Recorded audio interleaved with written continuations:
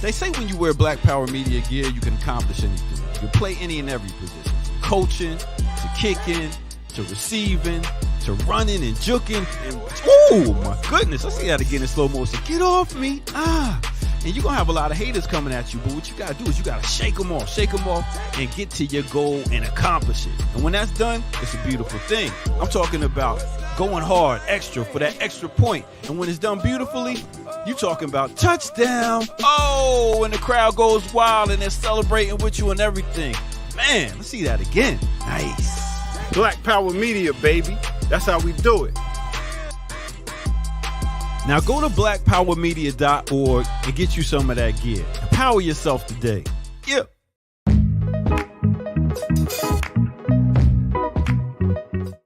You got to earn your liberation.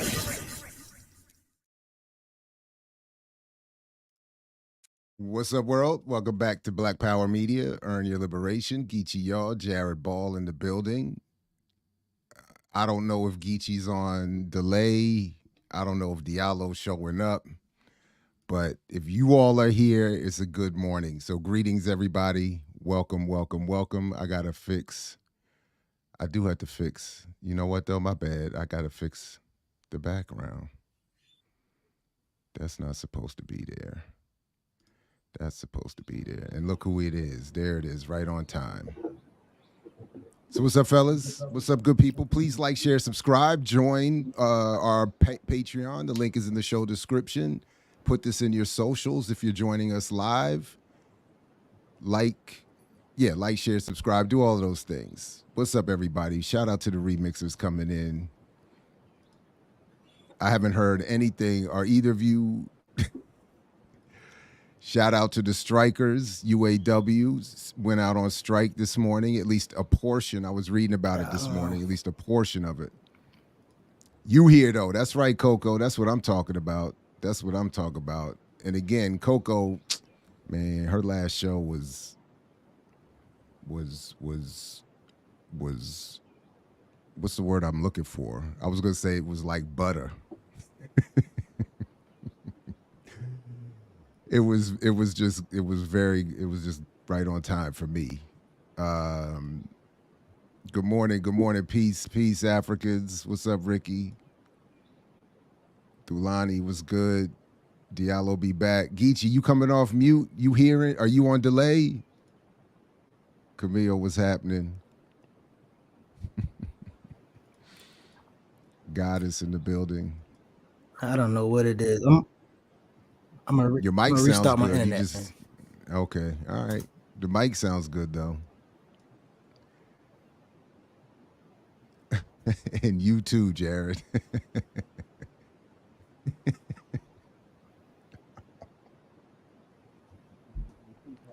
That's the story of my life. Thank you, Shirley. Appreciate you.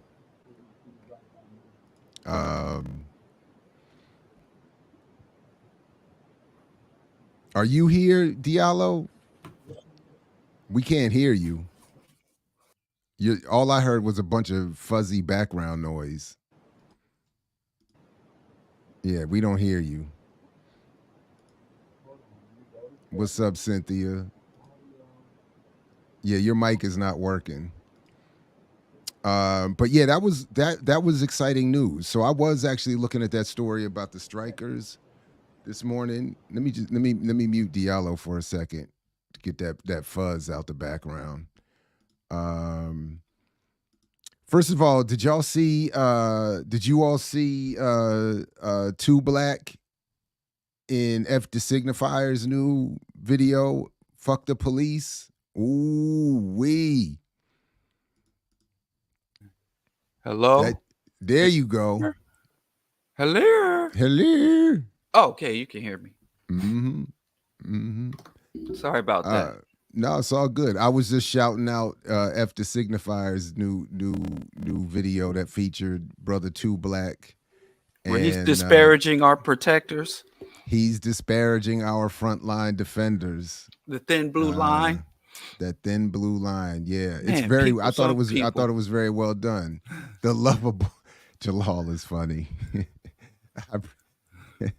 But I appreciate a well-sustained joke So Jalal, I appreciate you. Thank you very much. Cocoa butter. You know what? I didn't even put that together. So in undergrad, a group of a group of AKAs had started calling me butter. As a complexion joke. Oh, that's so hurtful. Yeah, it was hurtful. And Jared, you need to stop trying to hide that pain. Let it out. Let people know. No. But it took me. It took me. By then, I had started to figure it out or figured it out. I was a little older by then, but it did take me a while to figure out the point that a lot of people who joke you like that are doing it to mask their own affinity for you. So I just had to slow down for a minute and catch up and let but yeah. Anyway. Yeah, it was wild times in Western Maryland. But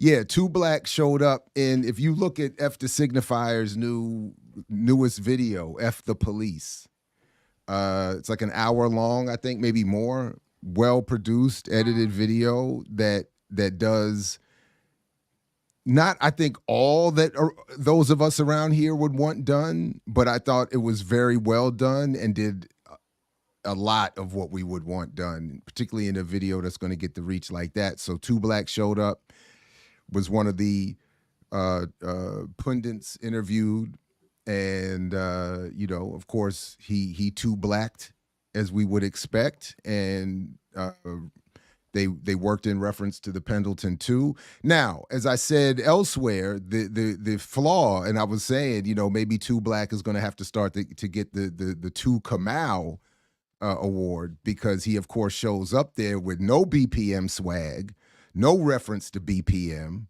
no nothing. So, we finally got Kamau in a t-shirt, with a reference, and now we got to work on 2 Black. But that aside, it is a fact that the video, I think, is well worth the watch. Yeah, he was great. Picked his fro out, you know what I'm saying? He knew he was hitting the big time for that one. He had a fresh black t-shirt on. Lined up his beard. Lined up the beard, picked the fro out, you know what I'm saying? So it was good. And from what I understand from the good brother himself, this is going to be Signifier's biggest video. So, yeah. So, everybody should check that out. 2 Black, always worth a watch. Listen, no doubt. Absolutely. Yeah, I think FD does do excuse me, great work.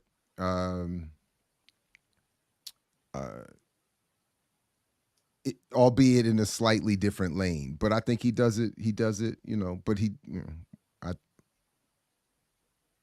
it is great though. And this one was very well done. ZZ Line, what's up? Good morning. Thank you. Although today's unions are not the answer, they not radical, nor do they want to seize the means of production. Securing any resources from these motherfuckers gets my support. Request Muda Baruka, Almanac Singers, which side are you on? Solidarity forever.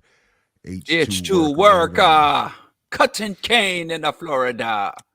I would also recommend the update, the remix update from a few years back from Rebel Diaz that featured Dead Prez. Which side are you on? Anyway, Geechee, are you ready to come back? I don't know. He's still working on it. But just real quick, I had again, I had gotten a chance to look a little bit at this story, and do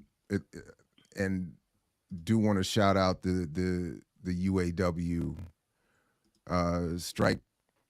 UAW strikes at plants owned by GM, Ford, and Stellantis, and they went out on strike midnight this morning.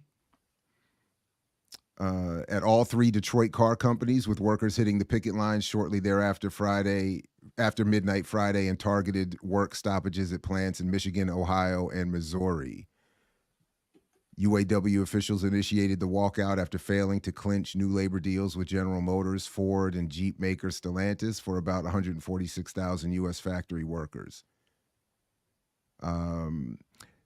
Now, I did read this whole story, and one point was that they withheld a percentage of the people going on strike, so that I don't think it's it's not the entire union, if I saw that correctly, that went out. They're targeting this, at least for now, right. The 3 targeted assembly factories, which combined employ about 12,700 hourly workers, build some of the company's highest profitable and sought after pickup trucks and SUVs.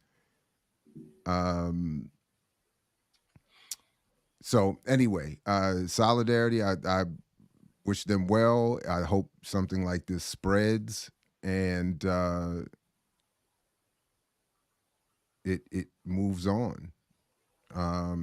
Right, because they were saying here that the strategy, the targeted strike, would preserve the union's $825 million fund, more than a full strike of all 146,000 workers, but stymie output and disrupt automakers' production planning.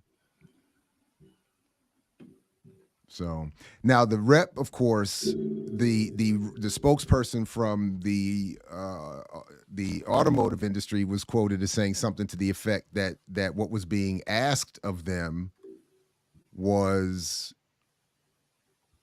that is of owners was too much, and was the word was used was untenable. The 30% pay increase or something like that, and other benefits was seen as untenable.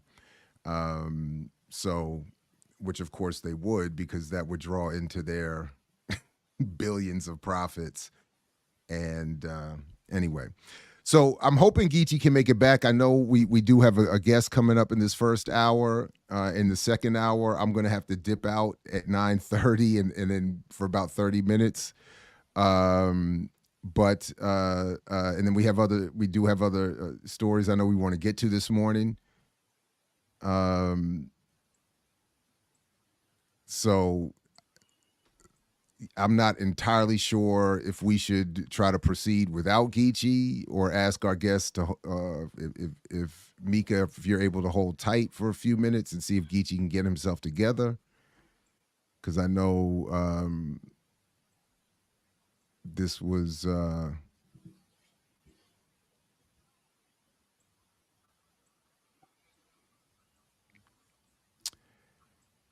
You know what, Ricky? There was a slight incident just before we went on, and I haven't had a chance to correct the wardrobe, but I do appreciate you noticing.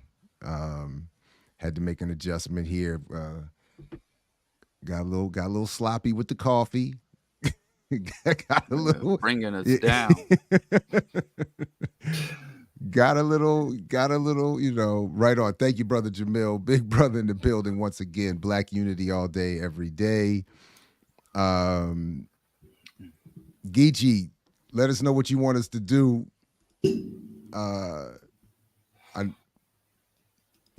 Anyway, anything else you wanted to bring up real quick while we're trying to get this together, Diallo? Yeah, I'm trying to. Everybody's expressing solidarity for the unions, but I don't want to say no things because I'm sick of deflating the bandwagon tires. So let's just move on. Solidarity to the unions, I guess. That didn't sound enthusiastic. Well, I mean, the auto industry itself and labor unions are supposed to, from my understanding of the real purpose and history of the labor union. The labor unions were not supposed to sustain and thrive under capitalism. They were supposed to subvert capitalist ownership of the means of production. So the whole point of unionization was not just to secure benefits, higher wages, and safer workspaces, but to ultimately for the workers, the unionized workers, to take hold of the means of production. And then when you're dealing with an irrational ecocidal system like capitalism, the auto industry is one of the most harmful industries. So let's say every single worker that works within the auto industry was well paid and had the safest working environment, because due to the extreme aggressive externalities of automobile manufacturings, automobiles, keeping them fueled, sustained, whole cities designed around the usage, the inefficient usage of cars, the burning of fossil fuels to transport. Just if you think of the concept of the car, the vast majority of fuel in the car is in the car to move the car, not the person. So you're moving around, you're using tons and tons and tons of steel and inputs to generally move one person around. It's inefficient, it's obscene, and it's absurd. And we've been kind of forced into this relationship with the automobile. Whole in our environment, not just our physical environment in terms of our streets, are transformed by the automobile. So to me, I'm not a big fan of the automobile industry. I really am disgusted with externalities. And I think if we really started to understand externalities, we'd win a lot more people over to socialism, because we find that most corporations, that profit is theft and profit is a myth, and that these companies have never been, and it's no really way for many of these major industries, especially the auto industry, to be profitable. So ultimately, the labor unions should take over the industries. And then if they were truly radical and truly revolutionary labor, they would be seeking to dismantle or scuttle that industry. I love the point. I don't have any particular problem with the point. I just admit, externalities. Yeah. Go ahead. What are externalities? Externalities are costs that multinational corporations generate that they don't have to pay. So for every car that's manufactured, and you look at the cost sheet or the data sheets or at the spreadsheets that they put out about manufacturing cars, they will put in the raw materials, the supplies, they'll put in the labor, they'll put in the marketing and promotion costs. So they have all these costs associated with each automobile or with the industry. But one thing they don't put in there that they don't have to pay for, such as asthma and the respiratory ailments that are caused by car exhaust. That's an externality that the industry doesn't pay for. So whenever, or the destruction of the ecosystems, or even the paving of the road and maintenance of the road. So externalities for multinational corporations and businesses are costs that are incurred by the business that the business doesn't have to pay, that the business puts off on generally the workers or on the consumers or on the greater society. Yeah. So if the auto industry had to pay for all its cost, if it had to pay for all its costs, if it had to pay for ocean acidification, if it had to pay for the melting polar ice caps, if it had to pay for the U.S. military going overseas to secure the oil reserves in or even Iraq, just the full health care benefits of its workers. Well, that's not an externality, though. No, they've made it an externality by having us cover the cost. That's what I'm saying. I mean, but when we're dealing with unionized workers, they could argue weekly. I understand they could argue, oh, we do pay health care for our workers. But right, I see what you're saying. The mercury, the dioxin, the latex, the when the cars drive on the road, the tires slowly degrade, those particles become airborne, and we're inhaling not just the exhaust fumes, but the latex, the toxins within the molded dashboards and the seats, the synthetic chemicals made to molded dashboards are many of them are hormonal mimicking chemicals that cause endocrine diseases. Can I show it? Yeah, go ahead. So every single major corporation, multinational corporation, has a large number of externalities that if they had to pay the true cost of operation, these corporations wouldn't be able to exist. But they have this mythology that these corporations create jobs, that they're good for society, or that old famous quote, what's good for America, what's good for GM is good for America. And these big iconic companies that are indistinguishable from the society. So these companies are not viable. They're not really benefits of society. They're pathogenic, meaning they create large-scale disease and disruption, and also even mental and psychological disruption. The injuries, the lifelong injuries, the thousands, the tens of thousands of people that die from auto accidents, and also trying to navigate these car-centric environments, and we who live in places like DC, New York, Chicago, San Francisco, or represent a small, minute minority of people in the United States. The vast majority of people live in the flyover country, where they got these multi-lane streets where they can't even. It really started degrading social cohesion, communal connections. Can I show? Let me just show a 2-minute clip of that I pulled up from the classic documentary, The Corporation. I used to show this every semester, and they have a section on externalities that I think will add, just maybe not even add to Diallo, but just I did at least want to share that the documentary exists. It's incredibly good, and the second edition came out a couple of years ago, but is not as publicly available yet. Anyway. To whom do these companies owe loyalty? What does loyalty mean? Well, it turns out that was a rather naive concept anyway, as corporations are always owed obligation to themselves to get large and to get profitable. In doing this, it tends to be more profitable to the extent it can make other people pay the bills for its impact on society. There's a terrible word that economists use for this called externalities.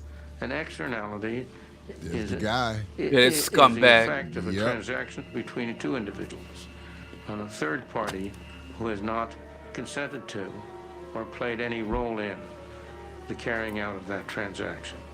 And there are real problems in that area, there's no doubt about it.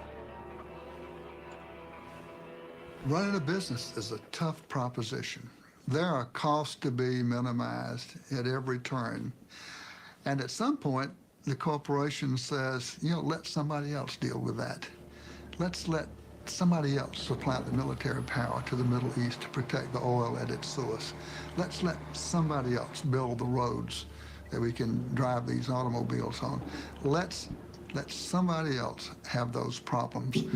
And that is where externalities come from. That notion of let somebody else deal with that. I got all I can handle myself. A corporation is an externalizing machine in the same way that a shark is a killing machine. Each one is designed in a very efficient way to accomplish particular objectives. In the achievement of those objectives, there isn't any question of malevolence or of will. The enterprise has within it, and the shark has within it, those characteristics that enable it to do that for which it was designed. So the pressure's on the corporation to deliver results now and to externalize any cost that this unwary or uncaring public will allow it to externalize. So I used to like showing that documentary in part because you get to see from people who are actually doing this that as the documentary starts with, they struggle to even define what a corporation is, because they struggle to put into words what they do on a daily basis, which is fascinating. And then you get to hear them try to justify and in some cases self-criticize their own behavior. Anyway, so I highly recommend the documentary. But go ahead, Diallo. I didn't mean to. Cut you off. To be honest, I was a little embarrassed. All my life I wanted to be a member of a labor union. As a young radical, I always wanted to be a member of the labor union. So when I went off to school and got certified and became a radiographer, I intentionally sought out a union job. I always wanted to identify myself as a union man. Coming from laborers and union folk. And when I became a card-carrying member of the year 1199 Allied Health and Healthcare Workers Union, I quickly realized, to my disillusionment, that not only were the unions no longer what they were in the history books, what I would read about labor history, they no longer represented that. They've been hollowed out. And all they could talk about is my benefits, my quote unquote benefits, the incremental income increases that they would secure for me, and then if I showed up drunk or had some type of conflict on the work, how they would represent me. And it was, I would talk to other union members and go to the union meetings, and there was no comprehension and no sharing of the history of militant and violent labor struggle in the United States. And it's kind of like what I see happening with the reparations struggle, where it's being hollowed out and reduced down to a negotiated settlement, a payout, when that's what's not the purpose of it, and it's been co-opted by the capitalist system, and now it is a defender by and large. Labor unions are by and large defenders of the capitalist system and capitalist infrastructure, and they incorrectly identify sustaining capitalism as in the best interest of workers, and unionized workers and non-unionized workers. Whereas the early founders, when you go back to the IWW, the anarcho and syndicalism, the communists, the founders of the unions, the founders of the weekend, the founders of the 8-hour workday, the founders and laid the groundwork for things like OSHA, labor protections, and things of that nature. They've completely betrayed and forgotten true labor. So I remember when those Southern redneck teachers all went on strike, and we were all celebrating, oh, there's a red labor uprising. But when you would interview those teachers face to face, by and large, 99% of their values aligned with the dominant state, with the commercial and government interest. They were just like, we want proper compensations, we want extra supplies. Other than that, let the imperialist, racist, ecocidal machine go unmolested. So I mean, I'm with you on all of that. I think all of that is, so I mean, yeah, UAW, hooray, yay, but I find it hard to celebrate until unions rediscover their radical roots and start to make radical demands, as opposed to these payouts and payoffs and crumbs they're begging for under the table. Well, now that I have found or been found by the Black women who are going to lead the development of our not yet legal ability to unionize at Morgan State, it's all about to change. It's all about to change. So from the Hickory Ridge Village Board to Morgan State, you about to feel the wave of radical unionization happening, all Brother right. Diallo. So yay. No, in all seriousness, I think you yeah, no, you're right on. You're right on. Yeah, I kind of, when I was in the union, I was kind of a pariah in the union for advocating for real unionism, And then I've been I still go out to the picket lines. My wife was also a union woman with the teachers union, and so we've been on parking lot. It was funny. One time we were at a union march and a union protest, and we went down and marched around City Hall. And I asked my wife, I was like, so where are we going? And she's like, the mob knows. Just stay embedded in the mob and let's just flow with the wave. And sometimes that's what you got to do. You got to continue to hold solidarity with those groups until, to contribute, to have a voice. But, I have to always find myself quoting Dale Jones, where he said, we lose so much, we don't know what victory looks like. And Ricky, you're right. The Howard County Rent Stabilization Coalition had a press conference yesterday, and there was also movement around supporting unionization of Starbucks workers at the Starbucks near me that I have been on a personal boycott of for intermittently for a minute, but sustained here for the better part of the last year or so.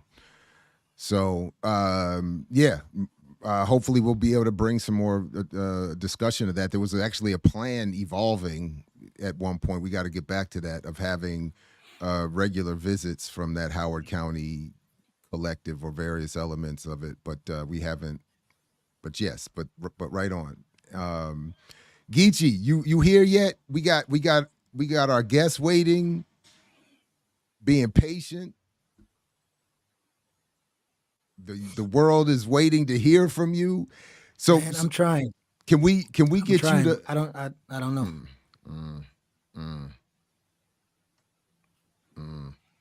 Have you?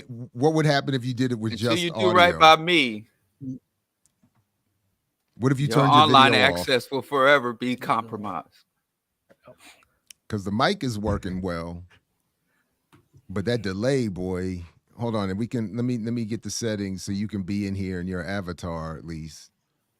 I feel like the mic is messing up.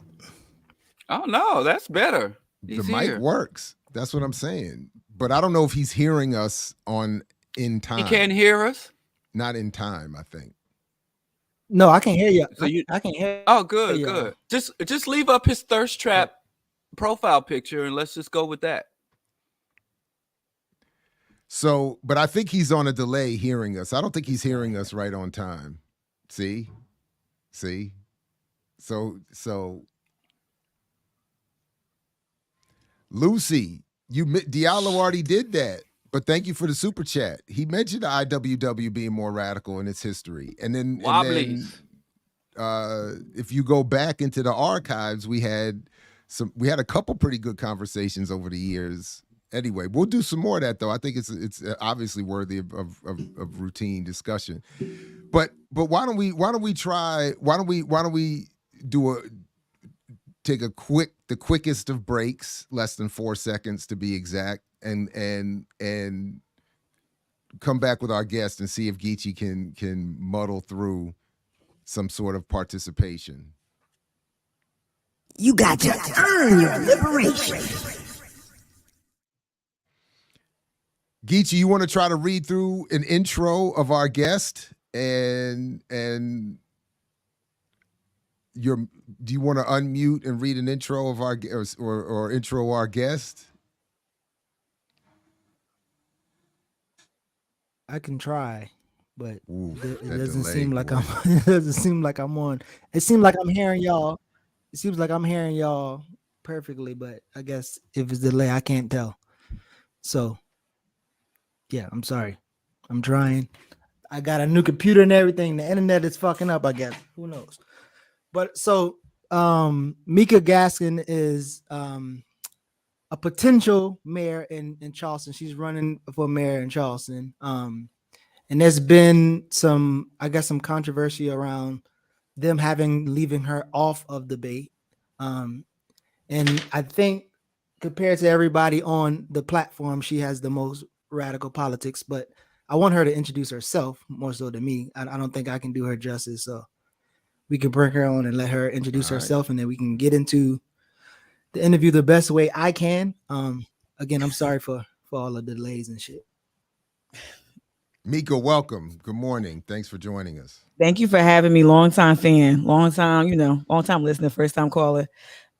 Seriously. Look at that sound. Look at that video. Look at it working all in time. Geechee, pay attention. You gotta get that Ethernet cable, bruh. Gotta get that Ethernet hooked up. Nah, I Twitch stream, so I definitely can sympathize. Seriously, thank you all for having me. When Geechee reached out, I saw Geechee causing mad, stirring some chaos, being a social irritant like myself, and in chats with regard to local Charleston, South Carolina politics at the municipal level. And it was really encouraging to see Geechee really use his voice to speak truth to power. The incident that he's speaking of, y'all, I'm Mika Gadsen. Hey, hi, Shirley. I'm Mika Gadsen. I am the daughter of Jim Crow refugees.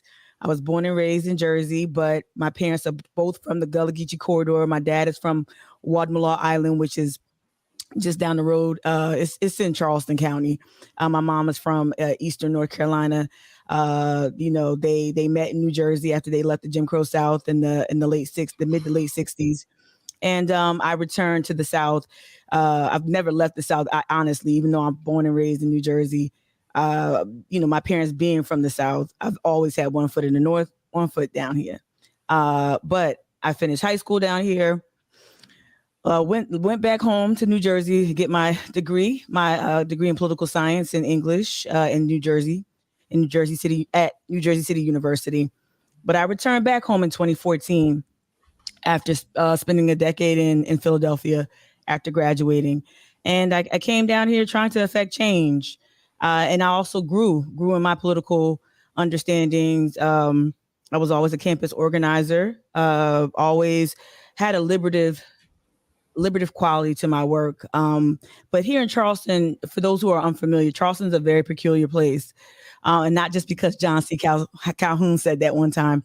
It really, Charleston, I think, South Carolina, and listening to that conversation that was going on before me around labor, the way that South Carolina is able to put down rebellion so successfully, so viciously. I think it's had such an impact on us and our political education and our understanding of who we are. We've gotten so far away from our liberation ethos, our traditions, and that's not to denigrate my people. That's not to berate my people. It's just been really difficult here to help people make contact with not just the things we love to celebrate, the food ways, the cultural expressions, but to help us connect with our tradition of rebelliousness, whether it be the Combahee River Raid or whether it be more subversive practices. And so I decided to run for office. Long story short, decided to run for mayor of Charleston. And folks not having it right now. Folks are not having it. And so they've went as far as to exclude me from a major forum, albeit held by the Chamber of Commerce. I understand the conflicts with that. It wasn't that I wanted to be at the Chamber of Commerce, but you were not going to exclude me, Black woman. You were not going to exclude me based on some arbitrary guidelines. And so I think Geechee caught on to that story, and here I am today. I don't know. I just wanted to pause because I don't. One of the things that so Chris, I'm sorry. I'm doing my best, yo. But one of the things that happened was I guess a mutual sister, Chris Kalin, who's also kind of interconnected with Charlemagne as well. I think she is kind of inspiring to be the next Charlemagne of Charleston. But so she interviewed this guy Clay. He's running for office, and so I watched the interview, and I just couldn't help but to write something. So I ended up writing things and kind of show that he's connected to Jim Clyburn and some other stuff. But one of the things, he's a military, ex-military person as well. But on the post, we talked about, the concept of being anti-imperialist or being anti-capitalist. And I know you mentioned something about being anti-imperialist. I did kind of look through some of your stuff and realized that I'm a left, but I want you to kind of explain your idea of anti-imperialism, and then like what's your platform on? Like, what are you running? Yeah, I want to make it clear. Look, I've been on numerous leftist, pardon me, y'all, numerous leftist platforms. My politics are leftist. I just want to make this really clear. This is just the way I get down. I don't subscribe to rigidity, right? I particularly feel that way. I've been in spaces that didn't allow for grace, right? So I think if you only go off Instagram and you don't engage with me, you and I have not had a conversation one-on-one. But I, again, really appreciate this opportunity. I'm not trying to sound defensive, but yeah, if you look at my social media platforms, you're going to see a lot of things. You're not going to see a lot of things that have been archived or removed for various reasons. But I am a leftist. I do not believe in imperialist leadership. I don't believe. Look, Clay Middleton. I don't need to down the brother. It is what it is. He's a Clyburn, Obama, Clinton, whatever, acolyte, whatever you want to say, and also a byproduct of not just the military, he went to the Citadel, which is a choice, a very specific choice, right? So the brother's probably been groomed in a way to occupy a certain space. So his ascension was already carved out for him. A lot of the things that he represents politically are not, beyond being African American, beyond being a Gullah Geechee descendant. I don't have much similarities with him. But for me, I do not see myself as someone who thinks that what America is doing here and abroad is just. I just did my 9/11 stream on Twitch on Monday, my annual 9/11 stream, as someone who was in Jersey City during 9/11 and became quite radicalized on campus. I understand what America has done to destabilize so many regions. And as a climate activist, I understand those ramifications quite well. But if you're gonna, you can't really find my politics on social media. It ain't built that way. I'm not built that way. I just wanted to say that as a 42-year-old curmudgeon, I think we like to try to. I think that is a byproduct of capitalism a little bit. I really do reject labels and rigidity very actively. And I know that confuses people, but it's actually, I'm comfortable with that. But if you want to know my politics, you definitely can ask, and you just did. So it's cool.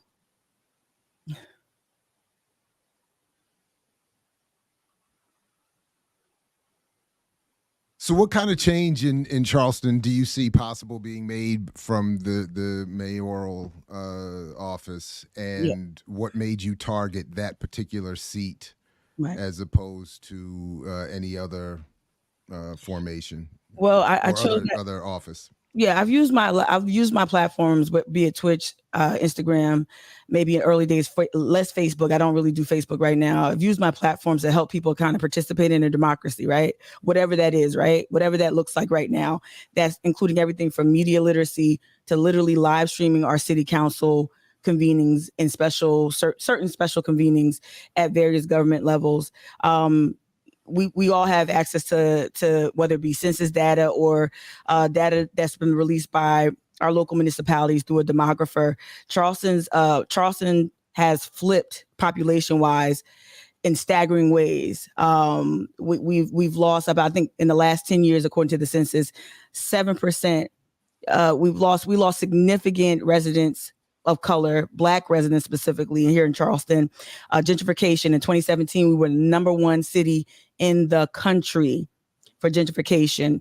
Our sister city next to us, North Charleston, is the #1 eviction leader in the country, right? So I'm seeing how our folks aren't really engaging at the municipal level with their government where they can affect change that immediately impact them. I'm thinking about TIF districts. I'm thinking about bids. These are things that become more and more popularized, and even more the way they're even engineering the TIFs. They've ramped up the extraction from historically Black communities. So you're taking from Black schools, you're taking from Black neighborhoods, Black city operations, right? To do what? To give sweet kickbacks to corporations, our developers here. And I think one thing that everyone probably might know most readily is that tourism is like the biggest industry here. And it's not just your regular tourism. It's tourism where they are selling an antebellum fantasy. They are selling whitewash, completely ahistorical versions of history where we are performing our oppression. All right. And so they've commodified that pain, and a lot of that wealth that started on the labor camps continues to create. A lot of these families who date way back, they're still in power. Their names, they own the paper. Literally, they own our local paper. They run our local historic societies. We know that Charleston was the first historic society in the country, which is our version of redlining. We don't have redlining like Chicago.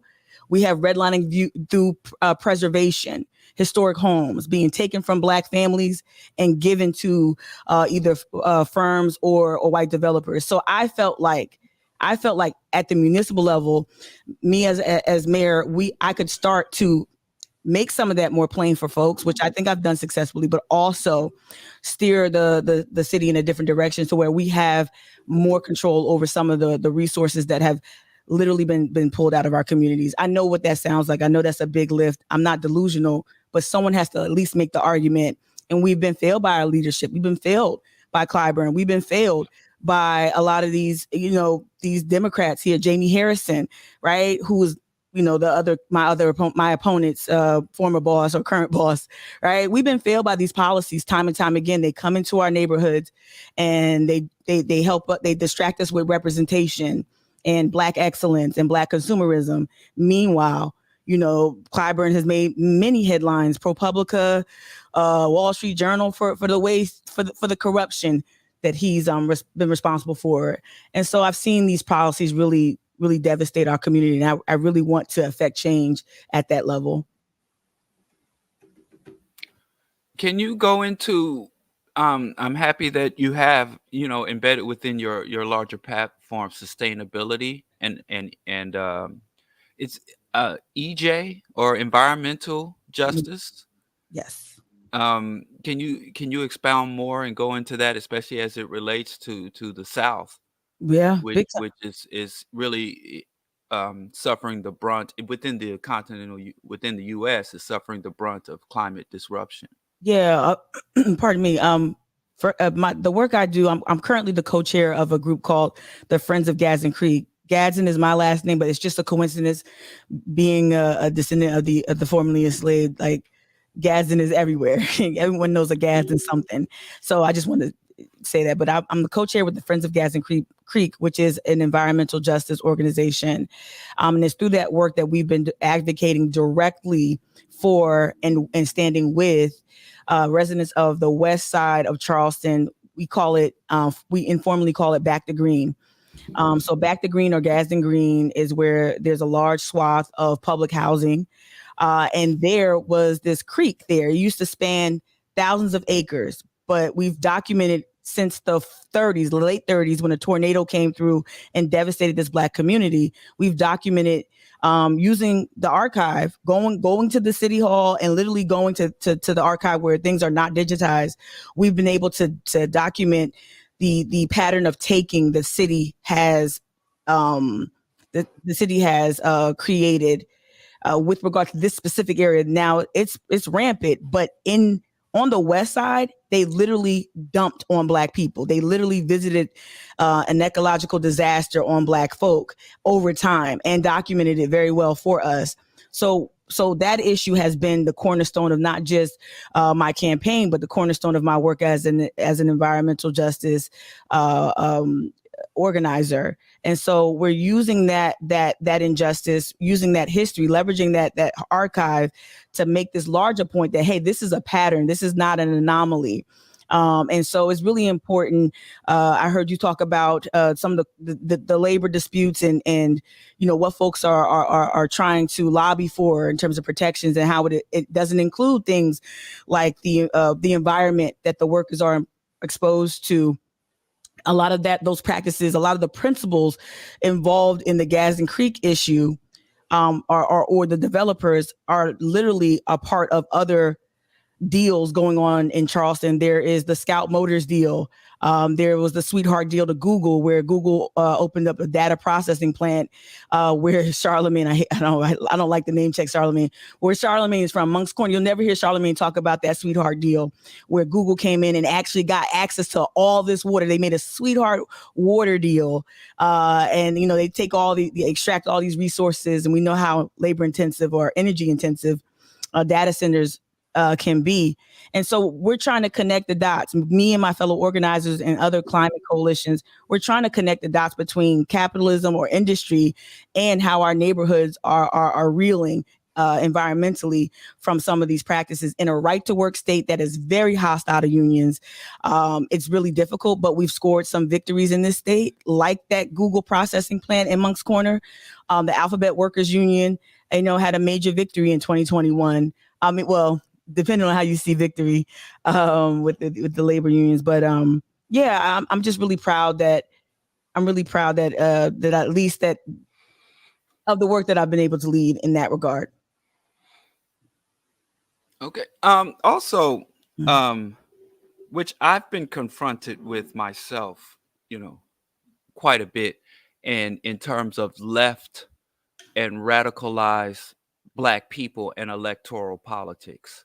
It's very difficult to get Black people in general and the Black radical left and Black revolutionaries specifically to see the value of engaging with electoral politics and the electoral system, you know, and that's from both running for office and also advocating and implementation of government policies.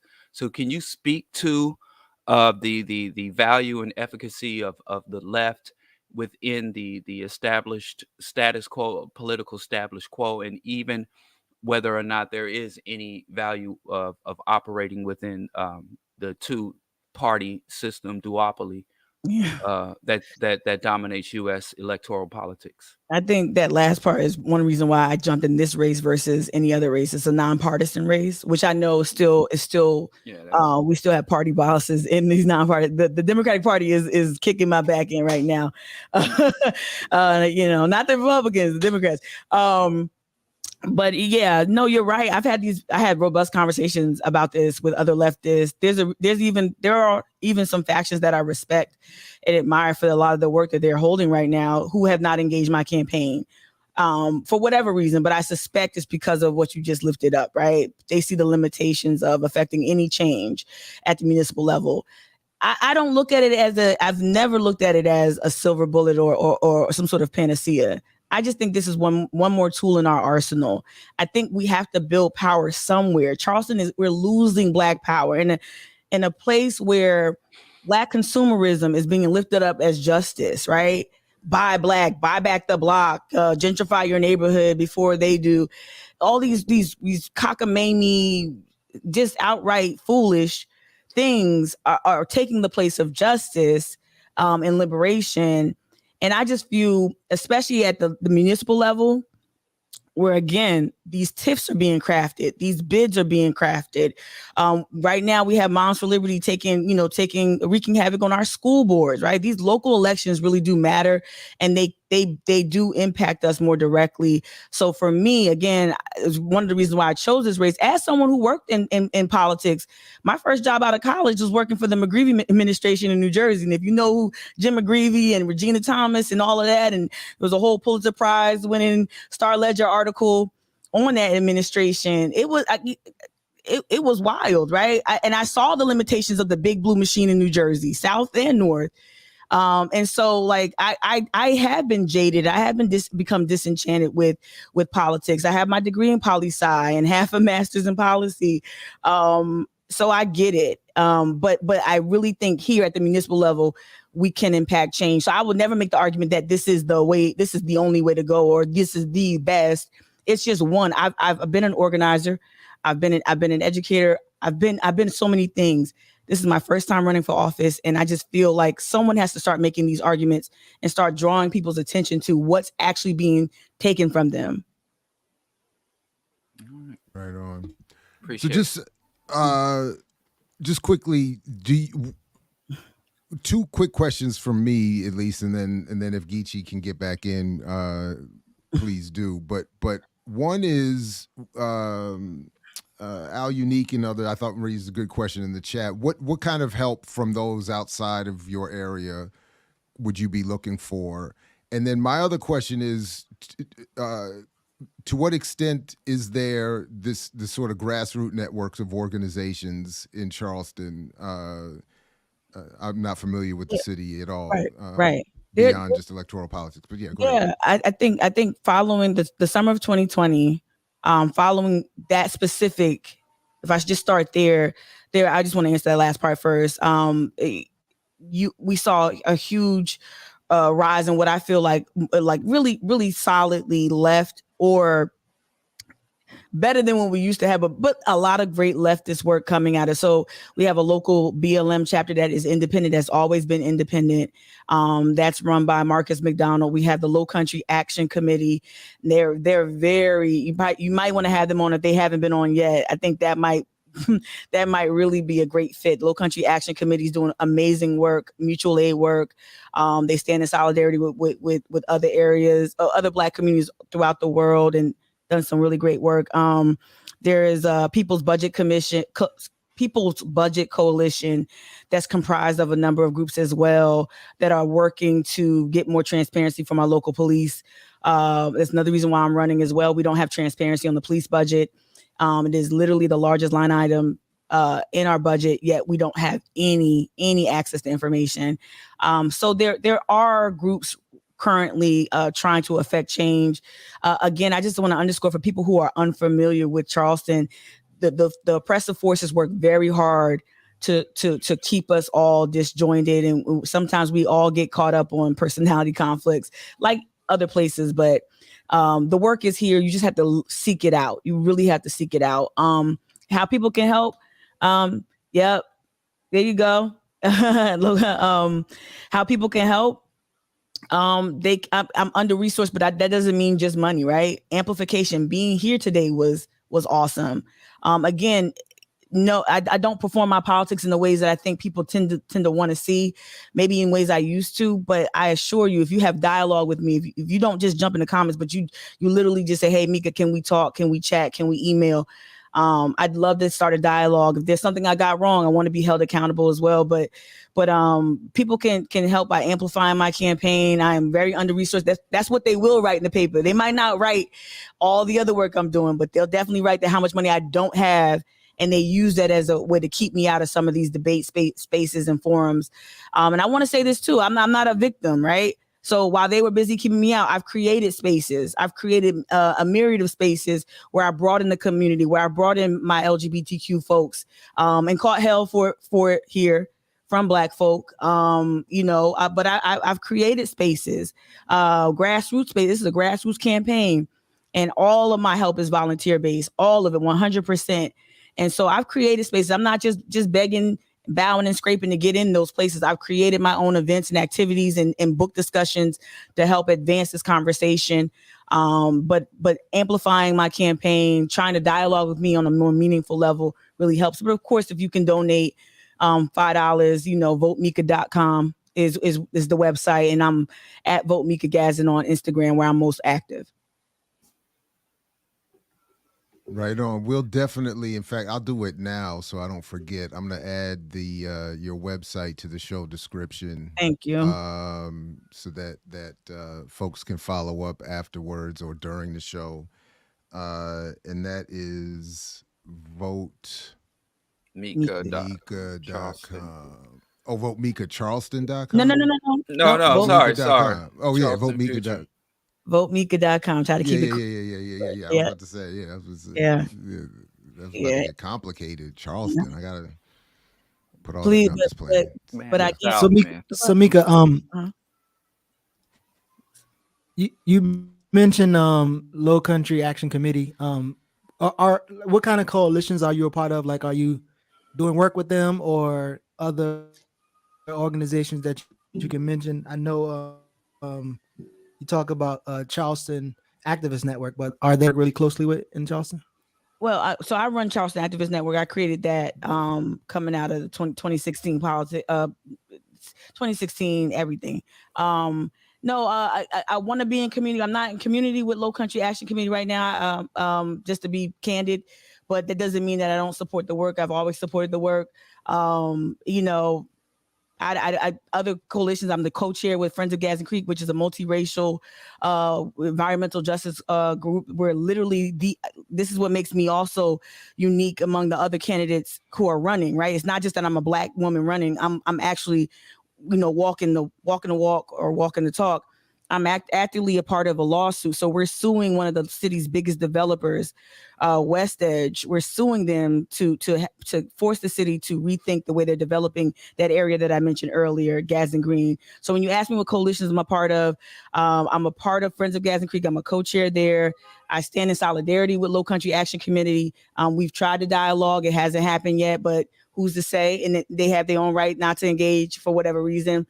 Like I said, Marcus McDonald with Black Lives Matter, the Transformative Teaching Collective, which is a worker-owned co-op of intellectuals and local professors and scholars from the African diaspora. It started, I believe, initially on the College of Charleston campus, but they've grown out of that. I've also done some work with CAGEM. That's a multi-faith-based group. It's not perfect, y'all, but when a church is the holy city, that's our nickname for Charleston. When this group can mobilize 1,500 people to come out there and tell the police to do right, I'm going to stand in solidarity with KJM. So, and Low Country Action Committee has also worked with KJM. So KJM, those groups I just named. I don't do this by myself. I don't believe in individuality at all. And I've worked in the past with groups, but ebbs and flows, and this Charleston is difficult. But I'm also doing my thing Monday, Wednesdays, and Fridays on Twitch. It's very Black. It's very, very profane. It's very out there. On Twitch at 8:00 for like 4 hours. I live stream, so I try to really advance my message there as well. But I definitely stand in solidarity with a number of groups, even if we're not in community right now. Can you speak to? I see some people are grasping where you spoke on earlier, non-rigidity. Can you expound on that a bit? Yeah, I would just say this. Coming out of 2020, we had some very specific challenges here. Jamal Sutherland was killed at the Al Cannon Detention Center. There were some other extrajudicial killings and whatnot. And so as we tried to organize around those issues, I saw left factions, and I get where it comes from, right? We need to protect ourselves. And also here in Charleston, y'all, this is the Low Country comprised of sea islands. We were once separated. There were no bridges. Before bridges, we were all separated in a way that protected ourselves. And I think that's a part of the culture here, even in organizing. I think that has spilled over into that. So I get why folks might be a little bit more rigid in terms of like who they let in and who they don't. But what I've seen here is more of an emphasis on that discord and less on like, well, where do we find common ground, right? So when you have a group that is comprised of a number of Black churches, AME, Baptists, etc., and also some synagogues and some mosques, and KJM, all of those groups in that network do not get along, but they're able to, again, mobilize 1,500 people to show up and challenge the police, and 1,500 people to show up and challenge our local municipalities on where they stand on environmental justice. We haven't gotten back to that yet. And so when I said rigidity, I mean rejecting like, oh, well, she didn't get this right. Or, when we worked on this thing, I didn't like the way, that person did that, in this one instance. There is personality conflicts. They occur. It's cool, but we got to work through that. And and I think that we're just having this problem right now in Charleston. So what I've done is try to reject rigidity, where we mark people off or we cast people aside whenever the slightest infraction occurs. So that's what I meant by that. And I've just been really studying other movement periods where people did not get along, but some of the more important work that we've ever seen in this country has happened, even among discord. So I'm just trying to get away from the little pettiness. I don't know if that's just me being old though, because I'm 42 and I'm like a lot of organizers just younger. I don't know. I feel like the old lady shaking a fist at the I feel among my contemporaries that are younger, like it feels like I'm just like out of step sometimes. I don't know. No, I'm just remarking it. You don't come across like I'm 42. Like, like that's what I was saying. Like you look 24. It was only because I was trying to do the math on your education. You were talking about your education, your career. I was trying to do the math. I was like, how? But I would not have come up with 42 at all. Oh wow, thank you. Anyway, right on. Anyway, Geechee, I'm worried about asking Geechee. But Diallo, did you want to jump in? I didn't see. I thought I saw you turn. No, I don't have. I'm good. I wanted to make sure Geechee got a chance, so I'm gonna stop talking and wait for the delay.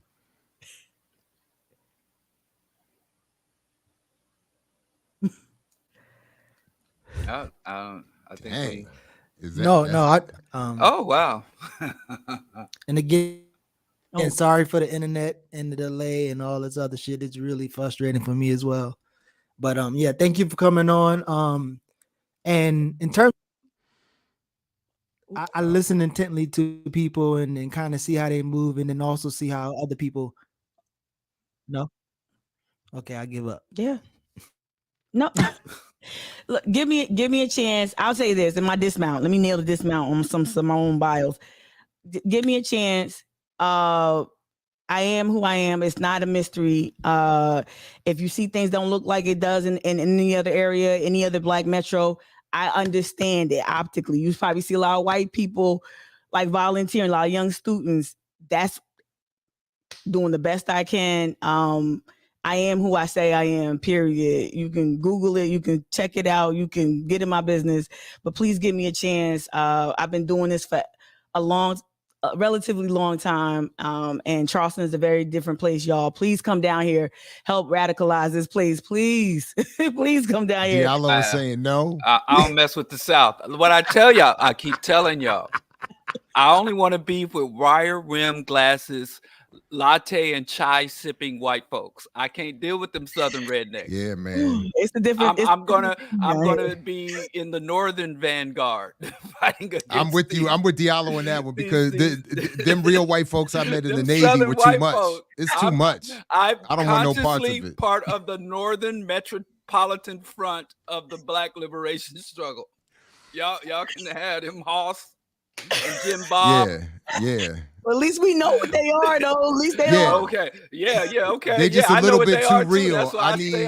Exactly. I need a few. Said your family did all that work to get you up out of there, and then you go right back. That's what my son is like. I worked so hard to get my son out of situation. I need my whiteness like Geechee's internet. Right. I need it to be buffered and delayed. Right. I mean, it's true. You got that. Like you got that 5G high speeds. Right.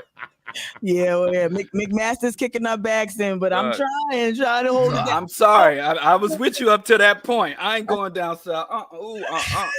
Nope. See, my people got us out of Louisiana and the Carolinas too, but I'm going to honor their sacrifice and stay up here. See, I'm gonna stay up yonder. When I was at the Hickory Ridge Village Board meeting this week, and the white dude called the Black dude to step outside, I knew nothing was going to happen. I didn't even flinch. Didn't even need to. I knew nothing was going to happen. But in Charleston, yes, they start calling you outside. It means something else. So that's why I can't. That's why I'm gonna deal with these summer abroad white folks. He was like, "Come out here, let's sip a latte." Not these America first white folks. See, some of them came down. That's the ones that support my campaign. Them lattes. Right. Yeah. That's what I'm fighting. Like, bring it on. Oh boy, you sound like my mom. She actually wants to go back up north. I'm like, what? Right. Listen, you better listen to your mother. I don't know what they made it all the way to Jersey. I came back. You know, we got land here. We got land. Y'all, everybody talk about buying land. No, I go to farmers market. Like I go to farmers market. I don't go to farms. Oh my God. Y'all talking farms. I said farmers market. You sound like me 10 years ago, bro. Saying, come on back up north. You talking about come down south. You said trap. You come back north. Okay. I'll have a Mason-Dixon plan in place in case things go left. Malcolm said if I'm south of Canada, I'm in the south. So I still here in Chicago, I still qualify as being in the south. So I'll do my work. So Mika, you don't know this, but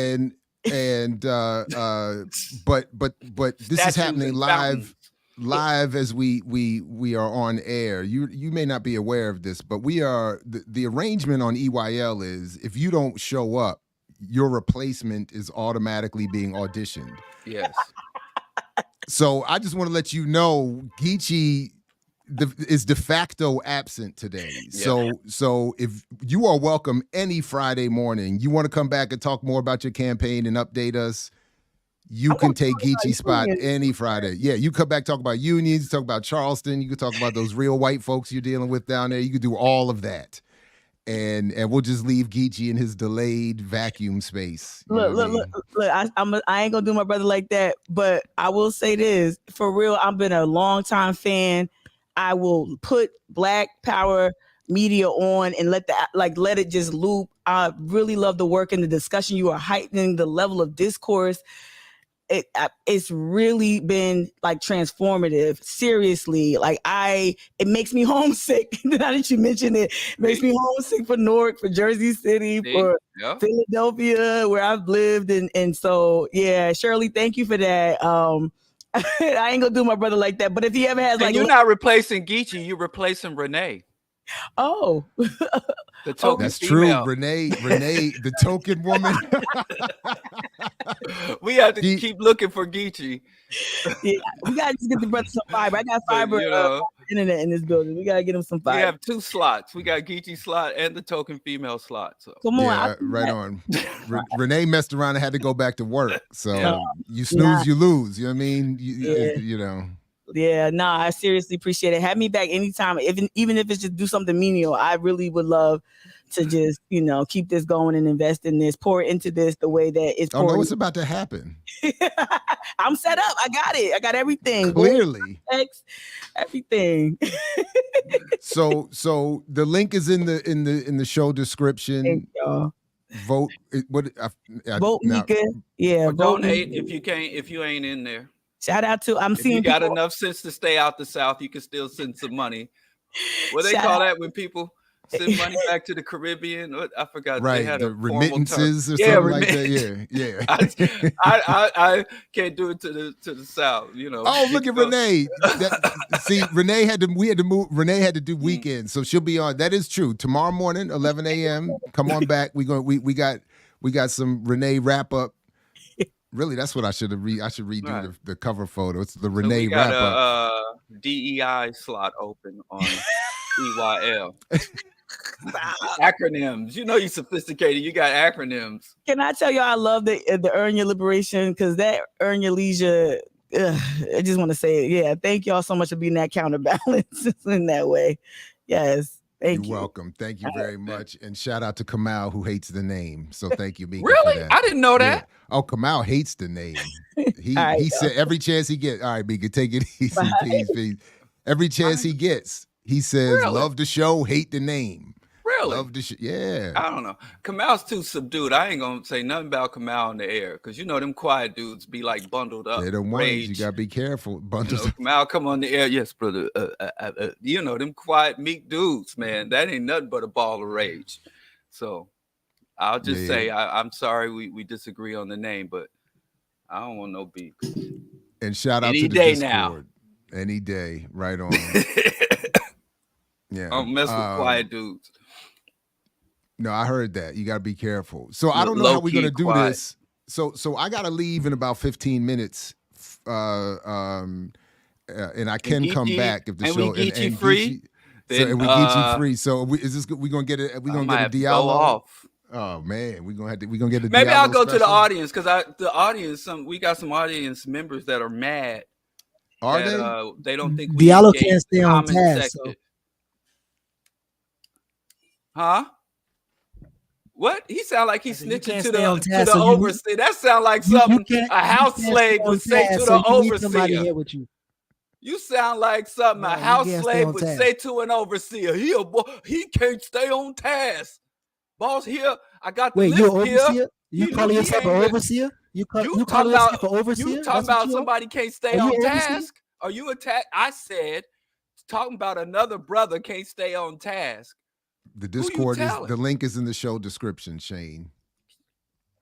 Lord have his mercy. Use your description. Is that you behind that thirst trap image, Geechee? Or did somebody commandeer your microphone? I mean, I appreciate you trying to give me a compliment, Diallo. That's like the first compliment you gave me in maybe 5 years. So I appreciate you calling me a thirst trap. I appreciate that. That's a compliment. That's kind of you. I'll insult you and say Geechee sticks to task. He's pro rigidity. That's why they call it Taskmaster, right? Yes. Man, that's but I appreciate the joke. But my written voice, I'm just now reminded yet again. We supposed to be scheduling your presence around here too. So anyway, fellas, what's the plan? How do you want to proceed? We got a couple of stories. Do you want to do anything before I get out of here? Do you want to set something up for Diallo to go off for his 30-minute solo? Don't give me a gun.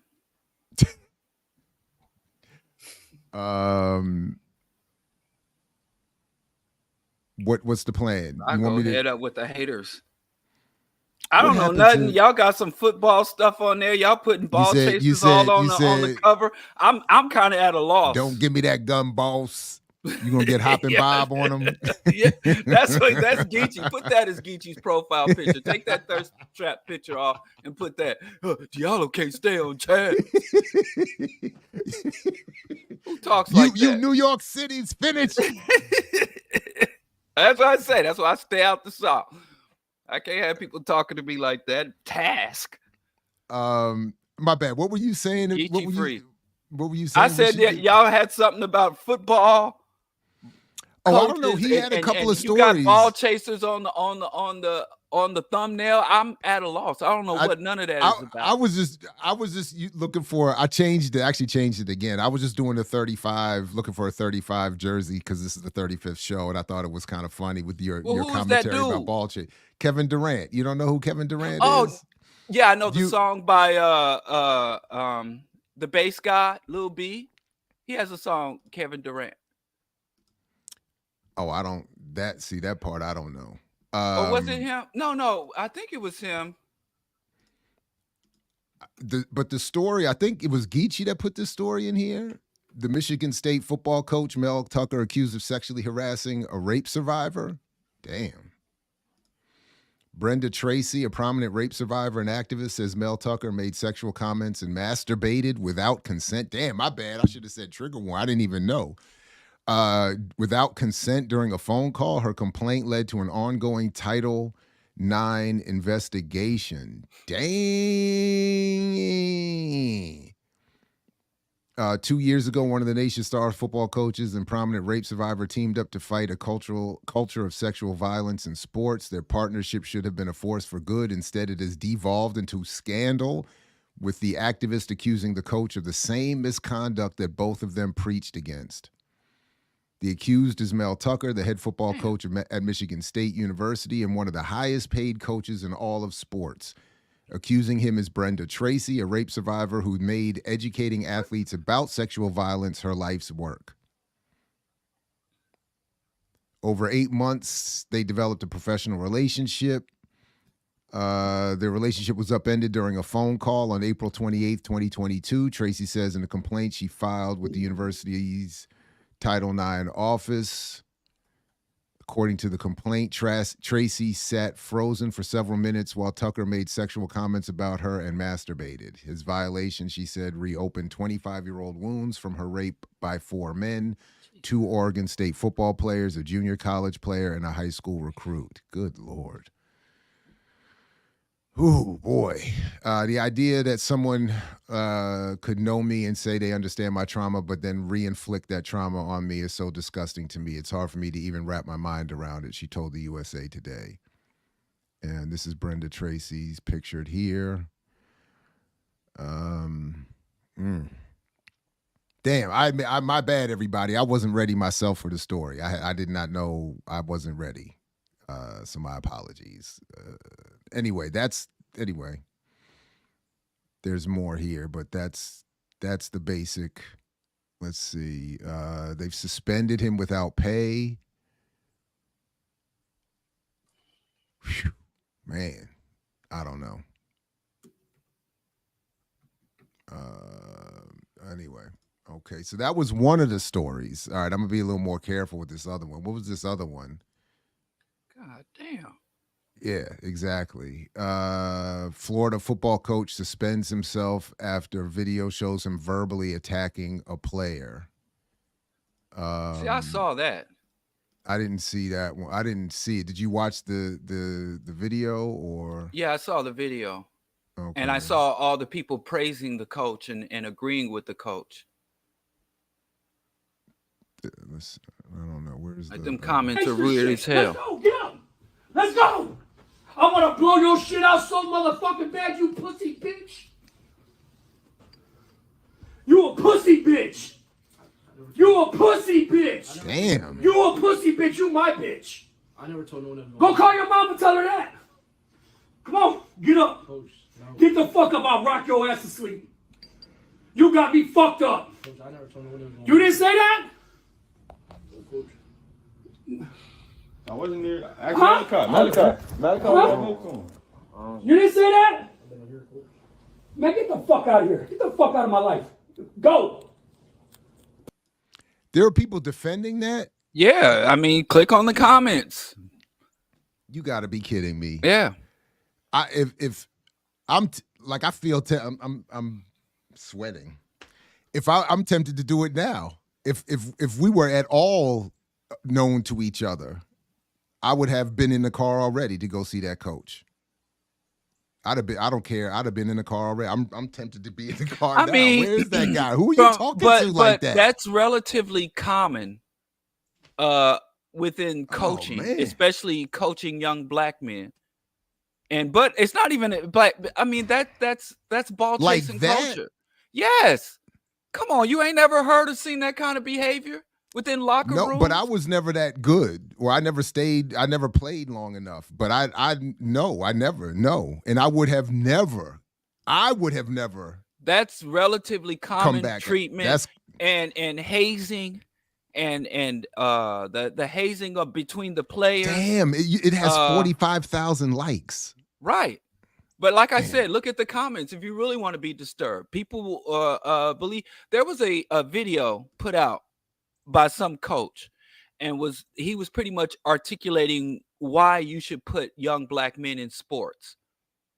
And it is about discipline, holding them accountable, masculinity, and all that. I mean, that's what ball chasing is. You think it's just athleticism? It starts with the athleticism and it ends, with athleticism. I mean, especially, that's why, your boy Dave Zirin talks about the origins of football and how especially football isn't even popular outside of the United States, even though many like basketball and many other Western products go worldwide. But U.S. football is a product of imperialism. Hey, Rob, why are you're surprised at my surprise being in higher ed? My higher ed experience does not include this. So that's like, I don't have any interaction with the athletics department. And you're right. I am surprised because I have not been in major sports or in a locker room in any meaningful way in a long time. And I have never been, I would have never. So so I apologize if my surprise is surprising. Thanks for the super chat though. But my higher ed doesn't work that way for me. Like there is no none of that form of interaction would be acceptable.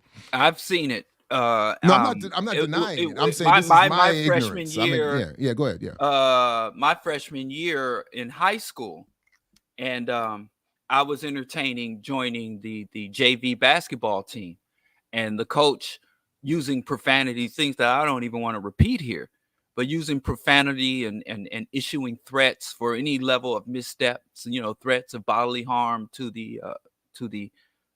his student athletes was something that was very common, where I walked out literally the first day of trials. I walked out of the gym like, man, this dude can't talk to me like that. And I was told by some other men, it's like one of the problems, the reason I couldn't take coaching is because I didn't have a father in the home. And I come from a single parent household, a single female head of household. And that's why I can't take coaching. And the part of coaching that I couldn't take was the verbal abuse and hyper-aggression. And DeionSanders, I believe that's his name, the guy that just got his toes cut off. I can't, like, that's how I remember these dudes. I don't watch ball chasing. So, like, if you're a ball chaser, to get on my radar, you got to do something outside of ball chasing, or else I won't know you. Deion got his toes cut off? Yeah. Don't cry. I'm sorry. I'm not crying. You sound so concerned. Man, y'all brothers in ball chasing. Y'all some weirdos for the way y'all be feeling, taking these athletes so personal that don't give a damn about us. I'll give you a moment to compose yourself. Go ahead. No, I'm You letting all right, you start Deion? early. Yeah, right. Okay. You gonna go and snuggle up with your Sanders jersey? What, prime time? All right. Yeah, that dude was like, he doesn't recruit young men that come from single parent households, even though he divorced his wife, so he couldn't even recruit his own sons by his standards. But he doesn't recruit young men because they're uncoachable, because they don't have strong male influences. And when they say a strong male influence, it's literally someone that can threaten you and aggress against you on a regular basis to acclimate you to that level of hostility and aggression and violence, and your willingness to be embraced and be encapsulated in that type of environment and treated. And women don't know how to, abuse and aggress and turn that on. So anyway, yeah, I think that type of treatment is relatively common in ball chasing. The last time I experienced anything close to this was when I thought I was going to walk on and be a superstar football player at Frostburg State before becoming the drummer in Frostburg's, Western Maryland's most notorious funk band between 1997 and 99. Diallo, give me a second, because I'm about to leave. I assume you want to address this. Is that why you pulled it up? I'm just saying, I can run down my record. I have made a few teams, but go off. But all I was going to say is that I do remember the in the what was it, the spring, was it spring training camp, the running in the gym and all that other kind of stuff, and the way they were yelling, I was already like, I'm not really for all of this. It was reminding me of boot camp and all of that, but it was nothing like that. That's what I'm saying. So I'm with you in that I was already, probably for the same reasons, this, I guess, for the absentee father, whatever you want to call it. Like I didn't have an appropriate level of abuse or whatever to prepare me for that. I don't know what the argument is, but the point is I was already kind of feeling like I'm too old for this. I'm not trying to be yelled at like this and all this other kind of stuff. But nothing like that I would have never made it through that.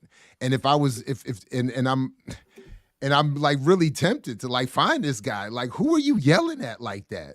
Like, who, you got your fist balled up, and if that young man stood up, you was going to knock him out for real? Well then, sir. They take I'm standing up. There's a new video. Stood up and got knocked out. I probably would have stood up and got knocked out. You can't be coached. You don't stay on task.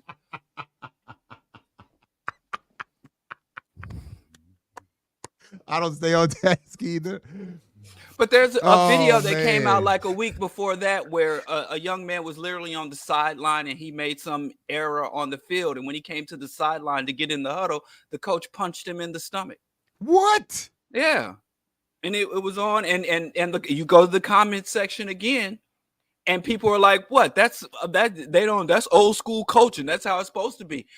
Dennis Rodman is always lamenting the fact that the NBA has gone soft. Like, you can't elbow people, you can't blow out eye sockets and break ankles anymore.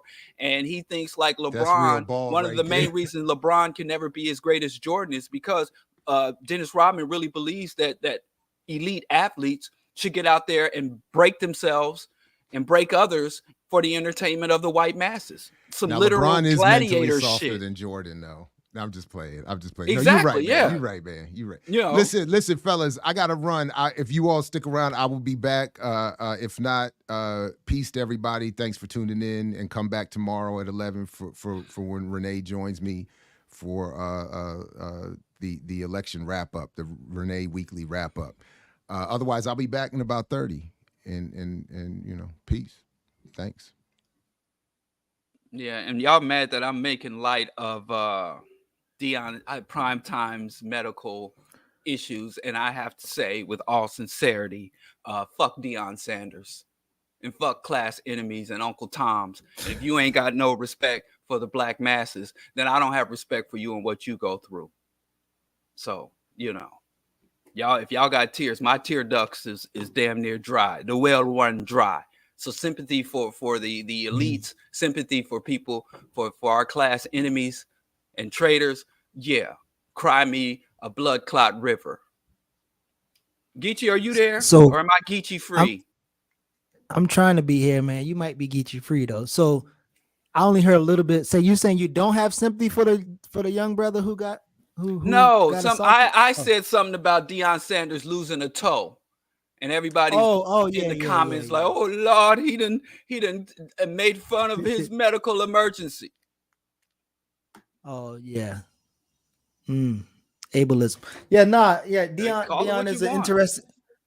Deion is an interesting character. Now, like I told y'all before, I played football in high school and college, and I'm not gonna lie. Sometimes I do watch the interviews, and I might watch a highlight, but like I also understand like the whole context of how things are, and then even the real exploitation. So even with the new college athletes getting paid and people getting exposure, majority of those athletes ain't gonna get nothing, right? And they're gonna be exploited too. So I guess people watch TV and stuff, so I do like to see some of the interviews and stuff, because part of me still, I guess, experiencing it as an athlete, as a young person, right? Like, so you're getting to leave your city, you're getting to travel, getting to play sports and stuff like that, but at the same time, there's a level of I guess social responsibility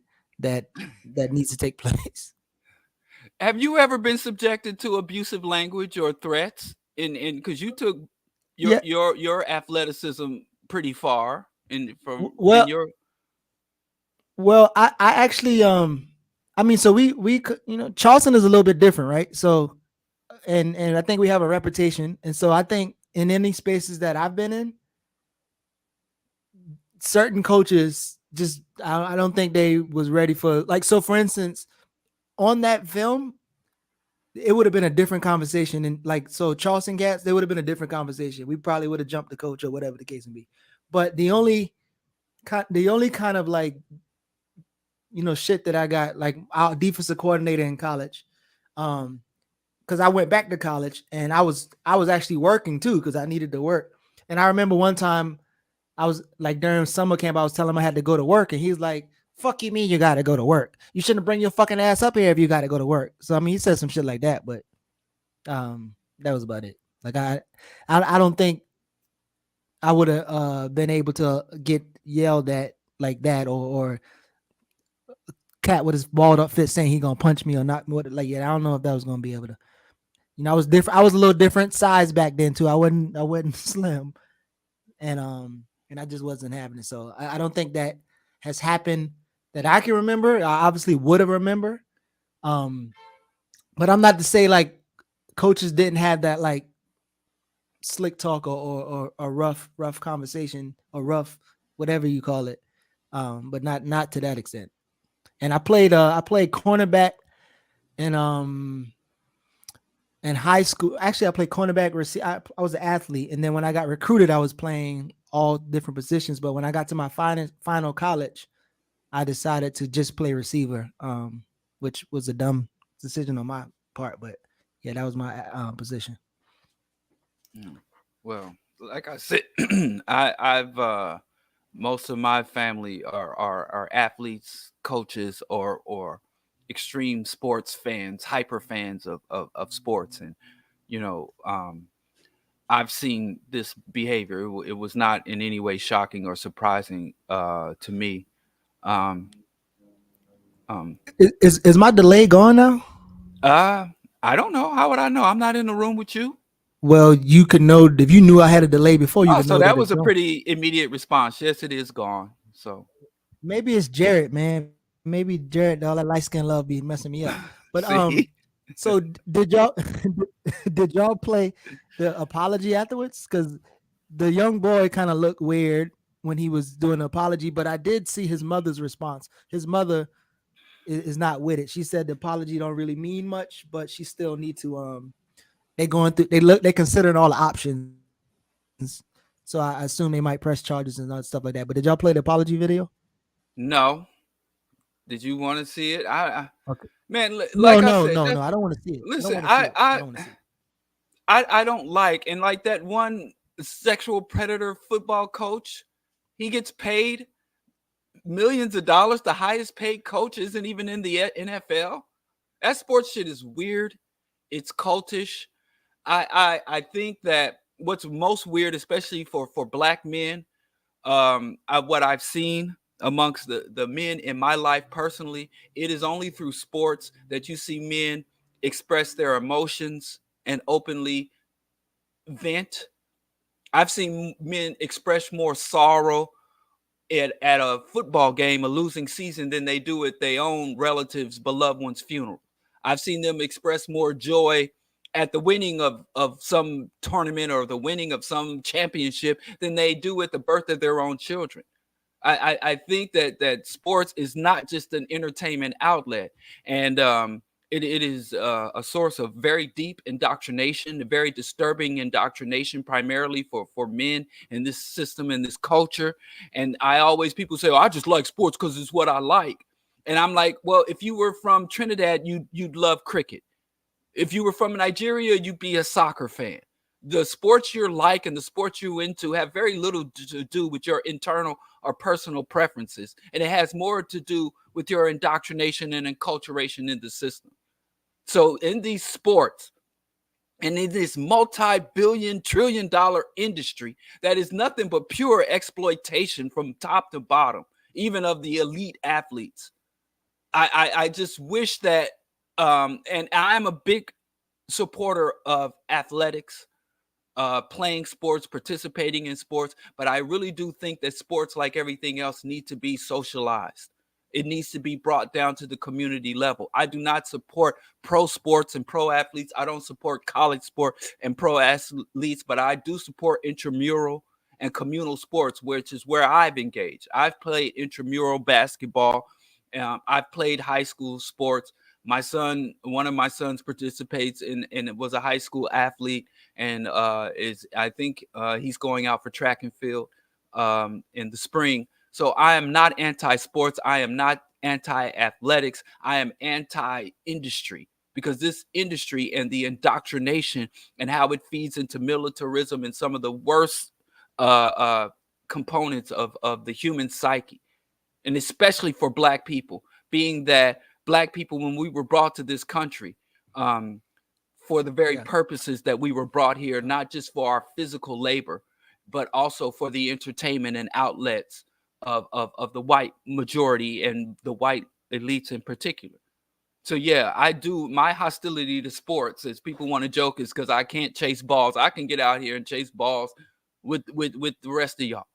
But it has nothing to do. It has everything to do with the ideology, the politics, and the economics of sports, which makes why I can't enjoy that shit.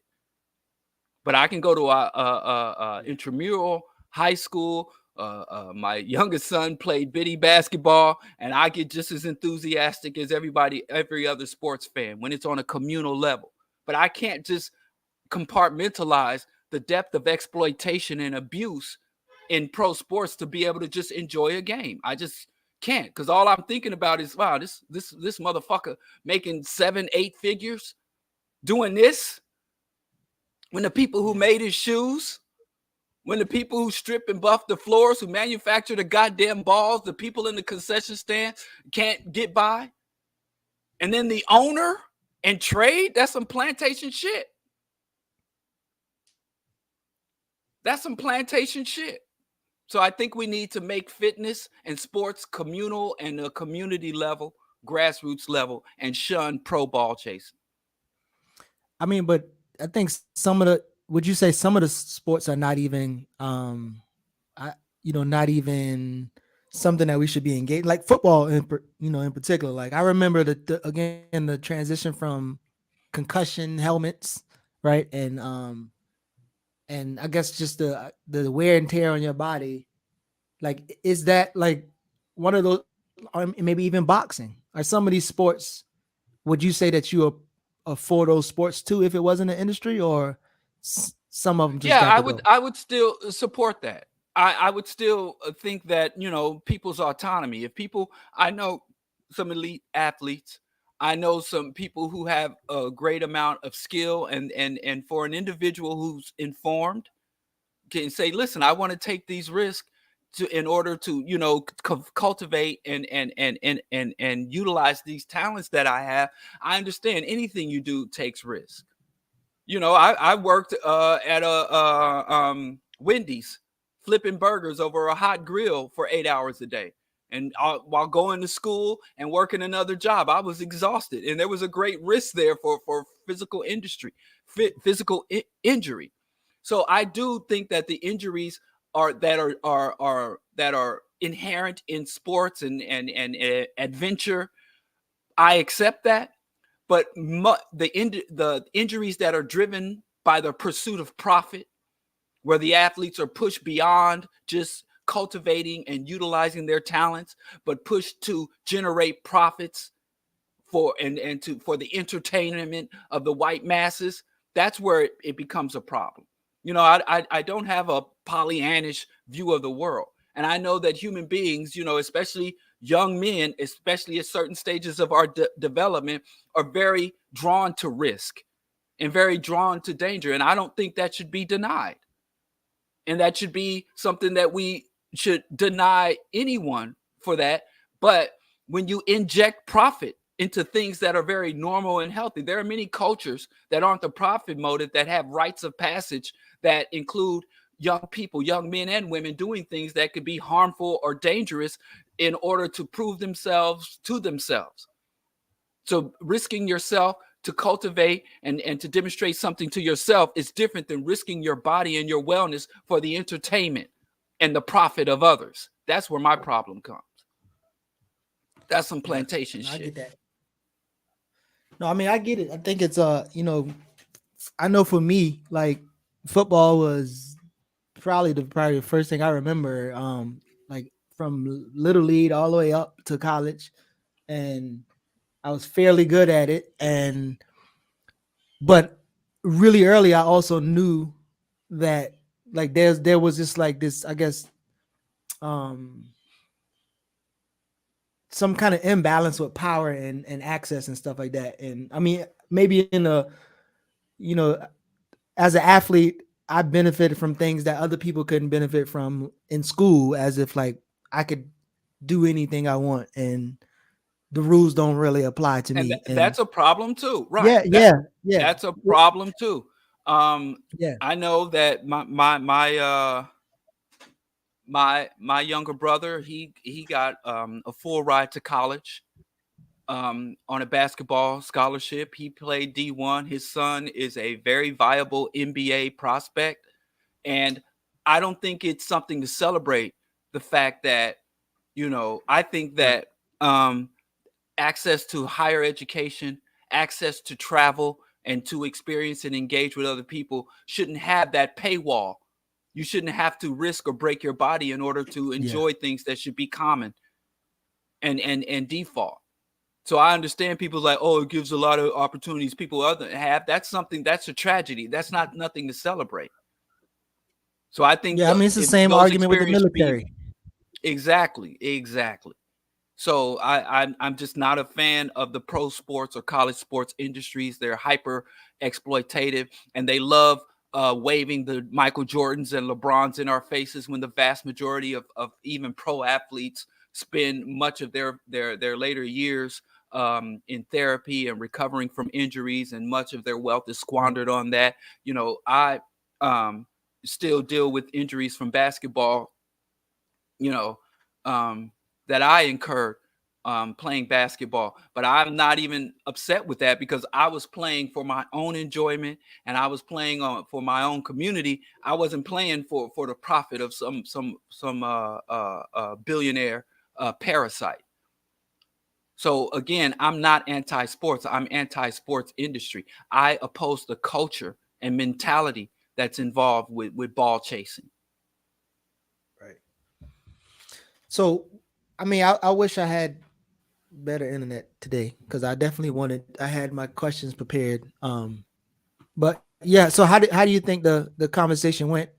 But also, like, so this is why I'm asking, because I wanted to pull up that chart that I posted on Facebook, that the Black Liberation Army study group or study guide. And how do you feel about this idea of like rigidness left? And because again, the more radical my politics have gotten, rather in Charleston, Baltimore, whatever, is the more I'm isolated, the more, you know, we can talk about anything, but what he talking about, let's kind of keep him off the table. And so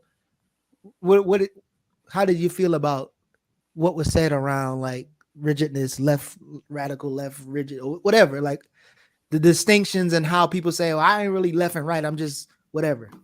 Like, what's your thoughts around that? And I know you covered some of that in your show that you took 3 hours to get to the title. In terms, well, I think again, rigidity. I don't think if you don't have some level of rigidity, if you don't have a framework, you need flexibility is appropriate in some places, and rigidity is necessary in other places. I think Kwame Ture put it best. It says we can always adjust, negotiate, and even change methods and tactics and our approach and even alliances. But one thing we can't negotiate is our ultimate goals and our principles. He said once you are willing to compromise or deviate from your principles or your ultimate goal, then you're pretty much not doing what you set out to do. So, you know, there's a time where rigidity can be a liability or a asset for you. So, and I think radicalism is pretty much been greatly distorted. Radicalism is not necessarily a hard stance or militant stance. Radicalism is understanding things on a foundational level. And radical action is informed by a fundamental understanding of what you're facing and what you're dealing and what you're trying to accomplish. And it is a sober assessment of both the conditions you seek to change and the techniques and methods used to make those changes. Right. Yeah. So I mean, and then also the thing around I guess protective, because I mean, I don't know if we're gonna get into it, but this idea of around black men being protectors. Oh man, I live out like, there, so don't go there. yeah.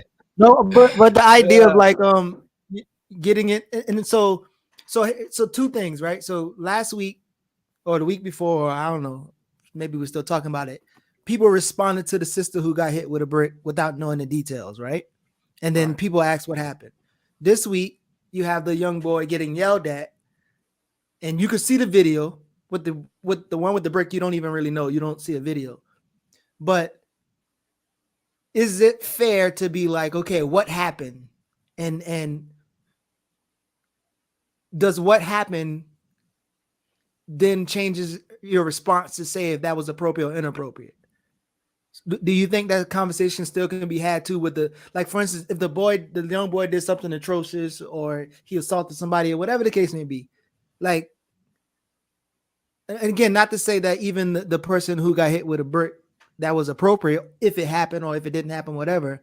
But I guess when you're thinking around like understanding the context of stuff, like people get sent on missions to fight somebody over, you know, small disagreement. I know actually a couple people who got buried because they went to go, you know, handle some beef that somebody else had that really wasn't beef.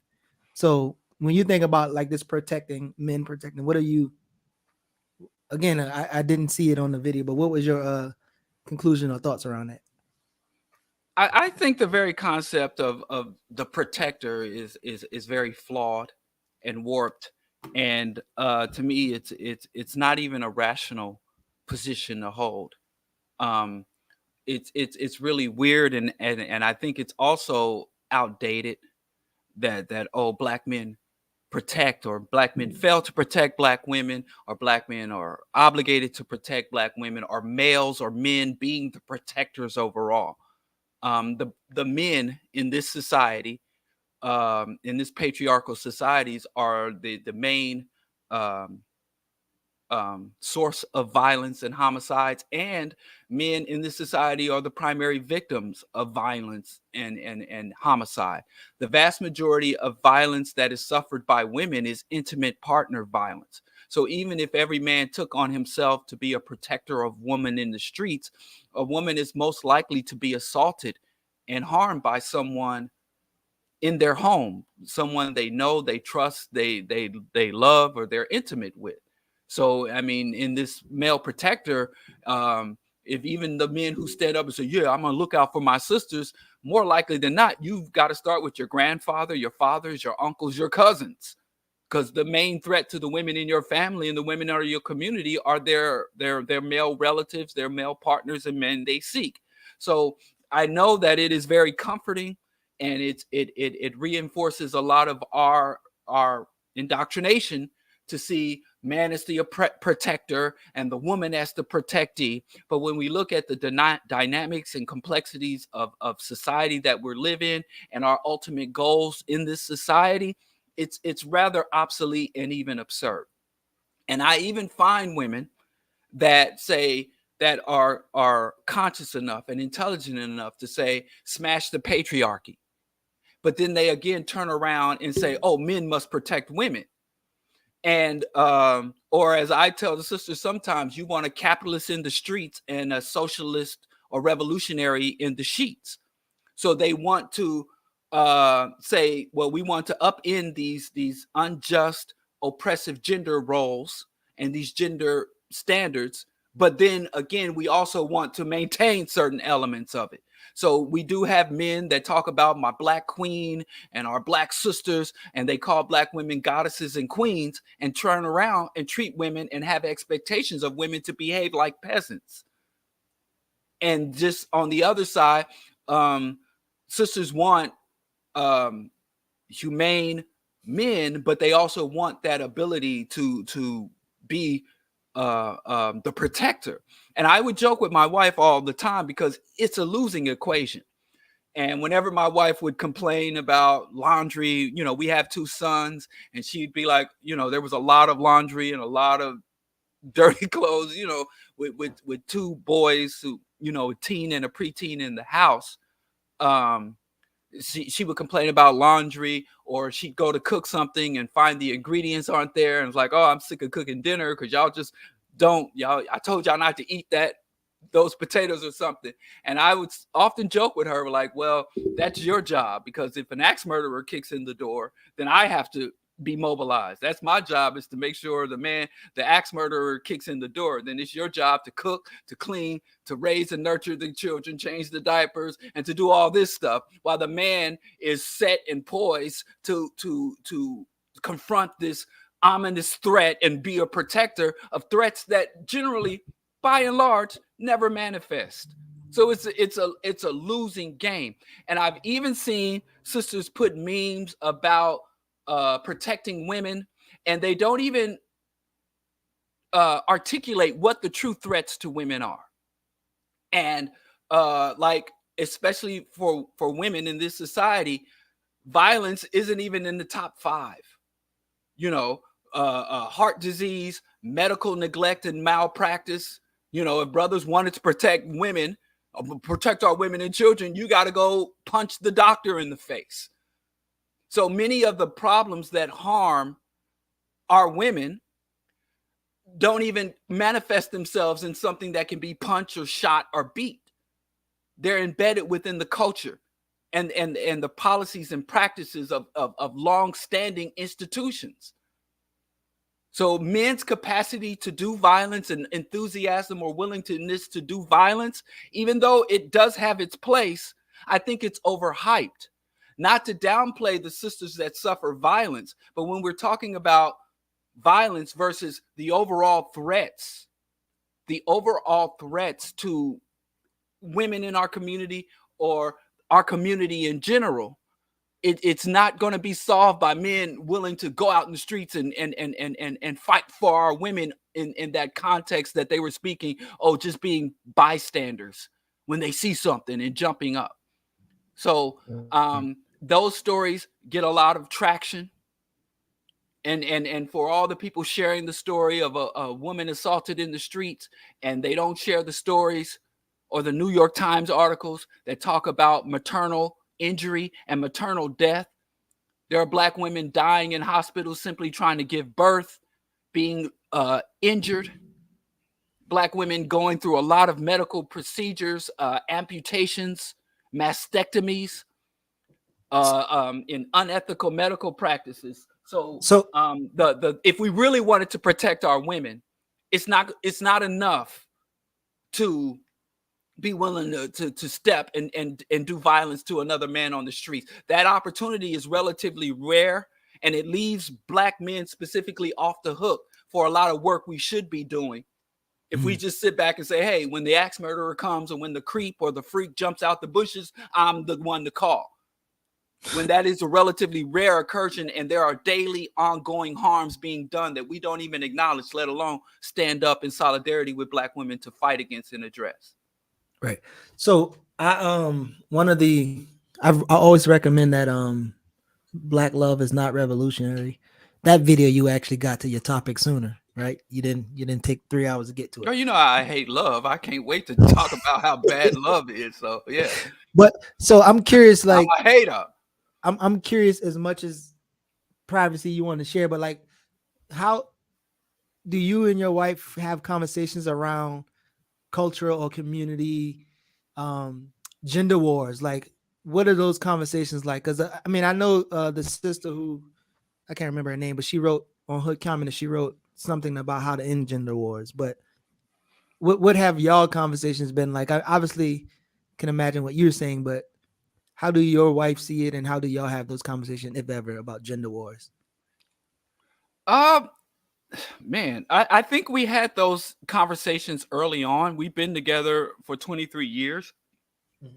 You know, from our dating, marriage, having children, and building a life together. Early on, we had to have those conversations quite a bit, because I still had, even though if you had asked me back in 98, 97, was I revolutionary? Was I conscious? I would have said absolutely affirmative, but I had a lot of reactionary views.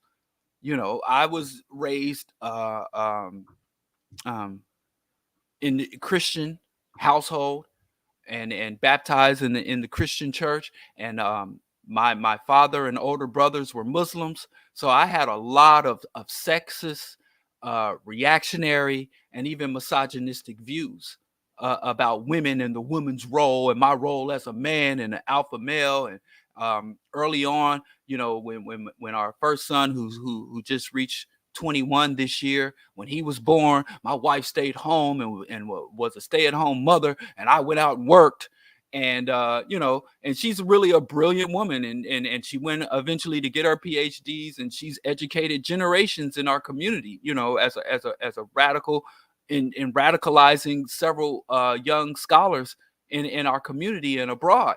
So, you know, it just would have been crazy if she or I had really maintained that reactionary and regressive stance that we had. So yeah, early on we had a lot of difficult conversations and arguments about manhood and womanhood, and what a man is and what a man is. And it wasn't really us talking about the broad societal issues, but within our own relationship, and with to the point where some of my stances really got to the point where they almost threatened our relationship, because of there are things that I just couldn't let go of, because, you know, as a man, I'm a protector, I'm the earner, and all that bullshit.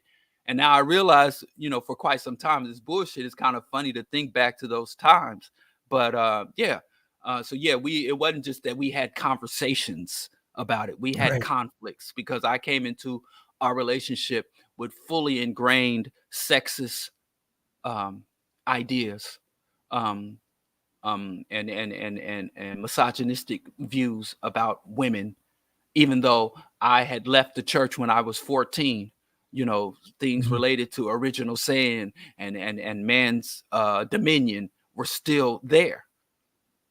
And I thought, because I was coming from a secular pro-Black point of view. And I see it even now. And that's one of the reasons why I continue to engage with Black reactionaries who claim to be radicals, the Black Puritans, because, you know, people, my wife in particular, but people in the community continue to engage with me on those issues as well. Yeah. I mean, I think, you know, I know it seems really hard to have this, when you talk about like radical or revolutionary or whatever, like having a clear line of definition of that. Like I always thought, like, even if we had like a chart of like, this is what radical left is, this is what this is, because again, the people that we critique and got cease and desist letters from, there's a large segment in our community who think they're like revolutionary or radical. Right. And I mean, as you pointed out before, in terms of like this concept of reactionary, right? You could put Joe Osteen on top of Umar, and they'll be saying essentially the same family thing. Values, right? Kind of right. Yeah. So the family values, strong Black men, strong Black families, are just they mimicking the oppressor. Their very definition of family and their ideal structure of family is not African, it's not radical, it's not revolutionary. You know, the nuclear family, the hierarchical structure of the family, the exclusion of elders and the suppression or just dismissal of the autonomy of children and offspring, and looking at children as our property, and things that they have all those whack notions. And it's really funny to me that even Umar can still sell himself as someone who advocates for family and for protecting our youth, and he hasn't even demonstrated the capacity to sustain a healthy intimate relationship with a Black woman. And he's out here, you know, policing other Black men and their intimate relationships and connections, while he hasn't even, you know, represented what he claims to be the embodiment of. It's very curious to me.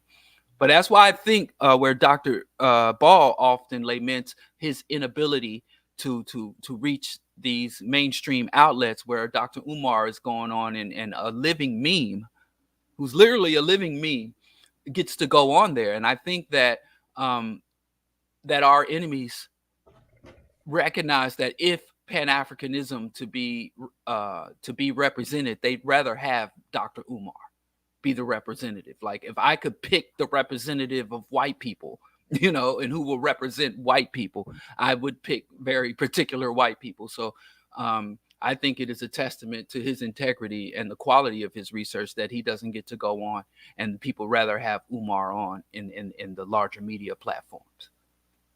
I mean, I think since Kevin Samuel's gone, I think you should replace him in the manospheres with Pan-African love relationship advice.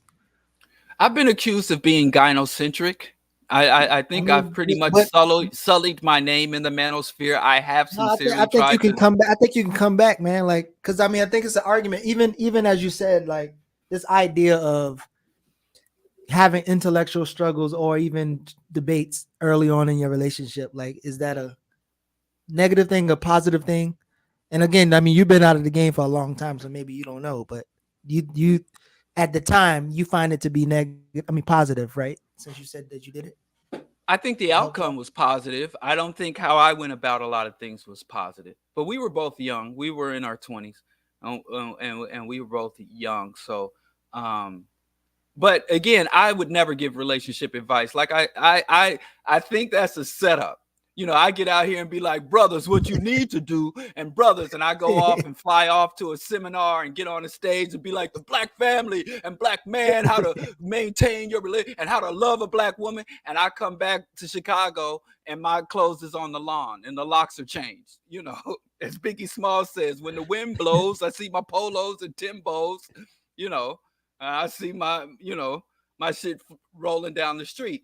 So I think that, you know, relationship dynamic, I think that the only thing that should be universal in a relationship should be the fact that you will be the support, the connection.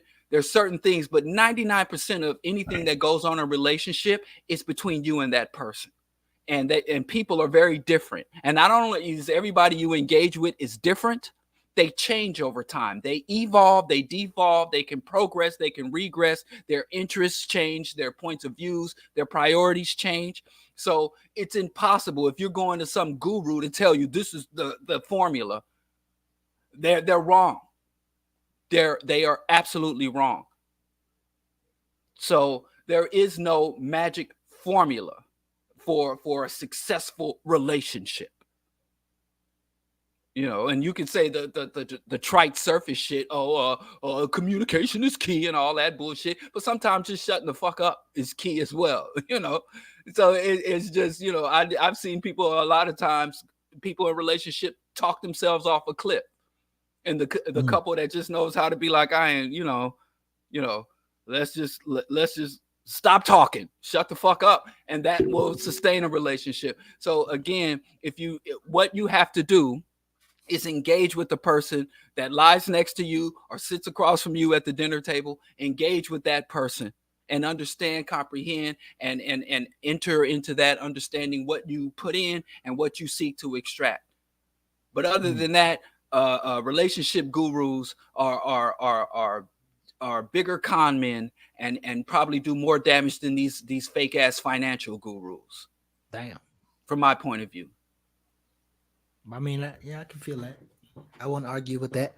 Well, even though Goddess and them protesting that you should do your man or spare relationship advice, I think you should.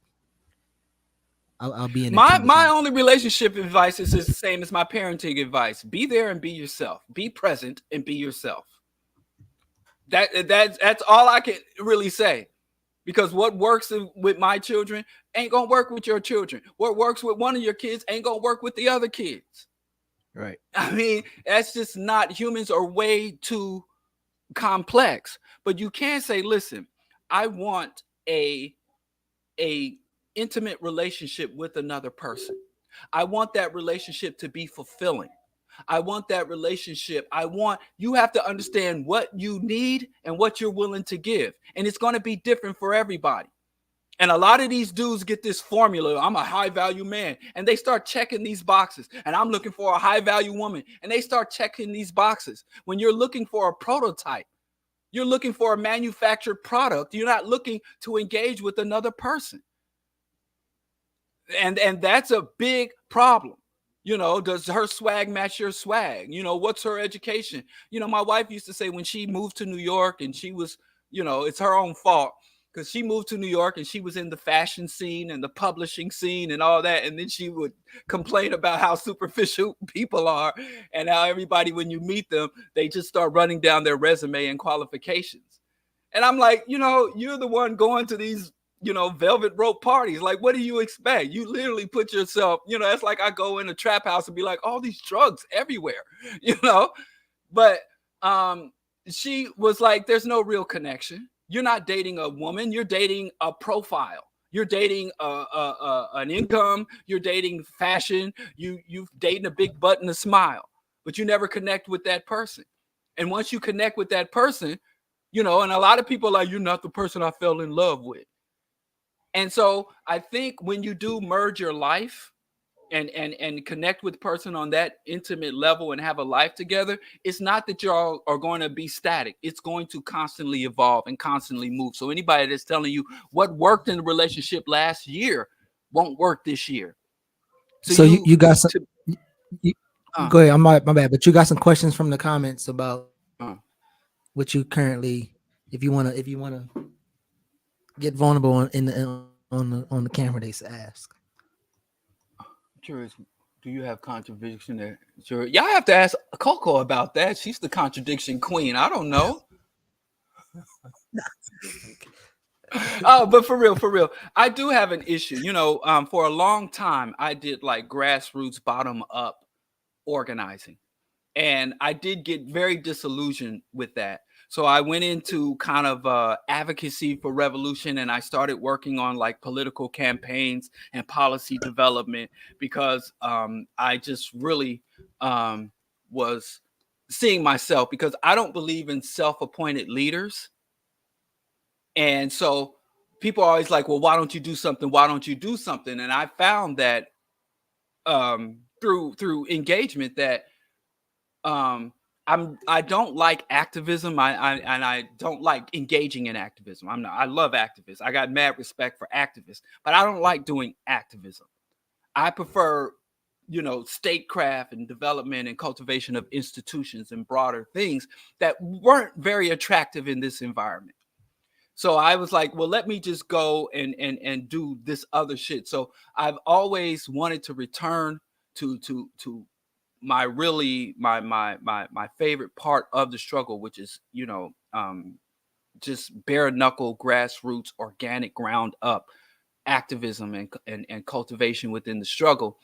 But again, I also have to deal with the fact that, and I agree, people, the comment section ain't wrong about this. A lot of my positions and views and methods are not very popular, and I don't get a strong reception, and I'm not willing to try to force it. I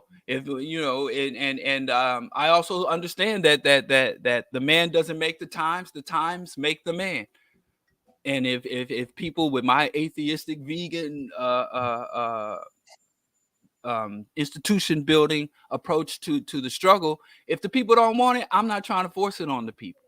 And I don't really even agree with leadership.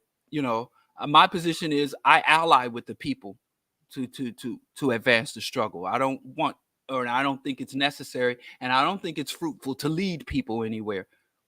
I think we have to walk in concert with the people. But anyway, so that's anything. I think one of my biggest contradictions. So Jared, we done turned the show into Earn Your Love. No,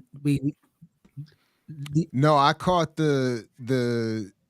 I think when you asked where was Diallo with the gender wars, that's where I caught back up. So I've been able to. No, listen. He asked me how I keep my woman in check. Oh, right. That's what I heard. And he I asked actually who won the gender war within my own household. Don't run, coward. Your wife called him away. Jared, get over here.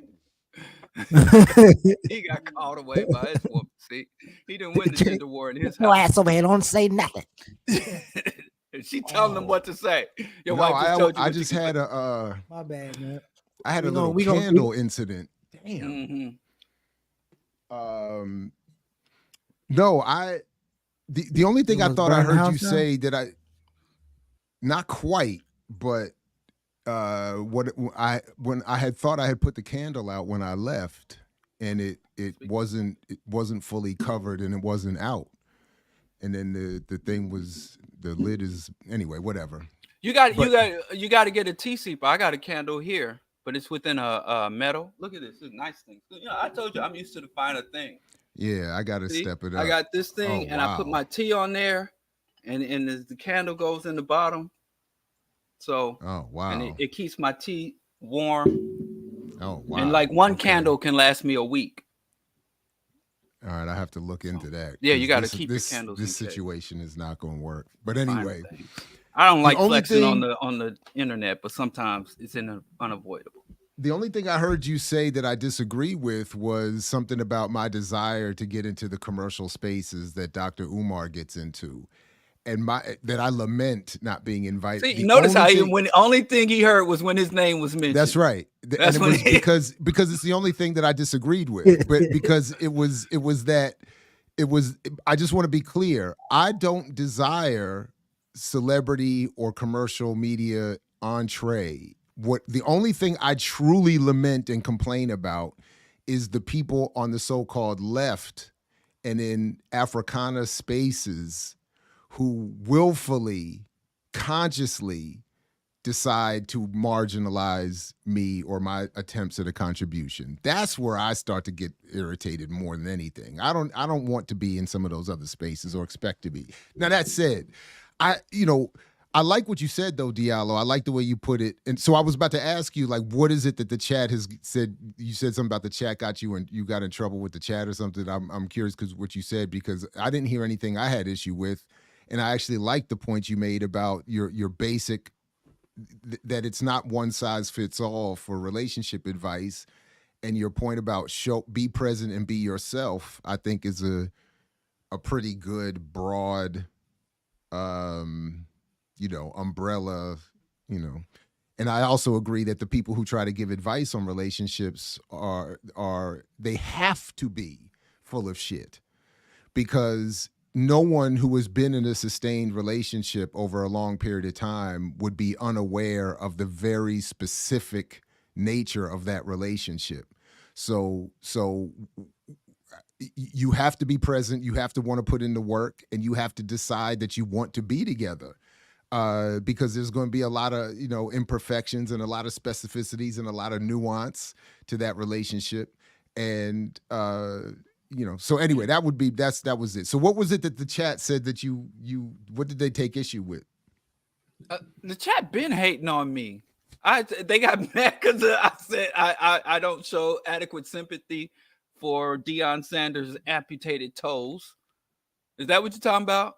Oh, I don't know. I don't know. I wasn't clear. But and then the chat, I got in trouble for saying the chat, because now I have to specify, because when I said the chat, people are like, oh, everybody in the chat ain't against you. So when I say the chat is against me, people are mad that I wasn't, that I said that. First of all, if you go through the comment section, you are beloved. So I don't know what you talk about. God is crew. God is crew hates me. No, seriously, I'm not talking about just the chat, but I go through not as often as maybe I should, but when I go through the comment section on our channel, I see a lot of Diallo praise. So I don't know what happens. Yeah, relationships are difficult, right? I mean, you can't, yeah, anyway. Well, listen, I think that's why I said black love is not revolutionary, and we need to stop with that stuff. But I won't get all into that. But again, I've heard you talk about that before. If you want I saw any some of the response that you got too, boy. Yeah. You might as well been hating on Jesus and Obama. Which I do. Which I do. And I mean, just like, I can't go over it again. I'm tired. Just go and look at what you call it. Go look at that. Black love is not revolutionary. Yeah. Yeah. And I don't mind, the thing is, the reason I've been able to sustain, I don't mind when people attack me. It's when people engage my actual position in arguments. That's when you can get me. If you really want to, take me down, acknowledge what I said and dissect and break down and counter what I actually said. That gets me. But just coming at me, you ain't got much. You ain't gonna get pretty far there. Except that guy that calls me a Bug's Life looking. I mean, goddamn. Bug's Life. Yeah, I tried to defend you, and I caught some of your crossfire. Yeah, when I became a casualty of one of your beefs. Yeah, don't defend me. It's like call me a Bug's Life looking nigga. Now, when I heard you talking earlier, the closest, so I got obviously, and I don't need to give the chat room on this one, but obviously I'm not perfect. But I came into marriage later in life, so I was already in my 30s, which was necessary, and my problems have never really been the kind of overt misogyny or if anything, I've had like many other issues, but the closest I've come to that is there was one time me and this dude, it started over parking.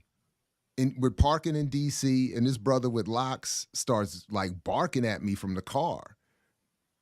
Like he's in his car, and you could just see him, ah, wah, wah, wah, ah, wah, wah, wah, wah, wah, wah. And this is decades ago. This is a couple decades ago. And I said, and as I parked and got out, he came walking by and I was like, so what's up? I was like, what's all that? Like, what was all that? And then he started to like, and I was like, oh, so now that I'm standing here, you don't have nothing to say. And then he sort of started to act like he was going to say something. And as he was doing that, my wife was coming from the other direction, my then girlfriend, but my current started coming, and all she saw was someone starting to maybe aggress towards me. I didn't think he was really, but she tried to put herself in between us. And I, cut that off. And then when, he left, he moved on. And the closest I've ever come to, I feel like, being in that manosphere is that I got I was a little bit upset. And when I told her, I was like, don't ever do that. Because if we're going to fight tactically, you trying to intervene is going to mess me up. You might get hurt.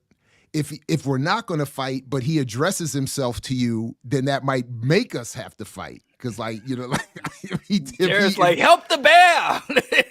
Well, I'm like, because if he aggresses towards you the way he was aggressing towards me, then I'm going to elevate. So I was like, the best thing to do would be to just maybe step back and say, stop, or if I'm losing, call for, call for help. But don't get in. Don't especially like she's not a fighter. She's not trained in anything. We have no so I was like, you just stepping in the middle is gonna go left, and we can't so that's the really as close to that kind of like the man's role and the woman's role. I was just but if other than that, I just follow instructions. And try not to be, get in the way. So anyway, let go, let wife, and happy wife, happy life are my mantras. And stimulated wife, happy life, not happy. Okay, there you go. Because they can even get into that. You see all these Steve Harvey and Bill Gates and Jeff Bezos. Okay, right, right. I think, and when I say stimulated intellectually and in other ways, because, again, human beings, nobody wants what they call the gilded cage or the dollhouse. The gilded cage, right? Yep. Where women, all their needs are met, all their material needs are met, but they don't really feel. And I know people now that entered into relationships or my wife once said, if you marry for money, you're going to earn every penny of that money. I think half of that is her saying, making me feel okay being broke. And, but the other half of that is very true where we've seen many couples that have an abundance of material resources and a deficit of really not necessarily happiness, but really no point in their lives. I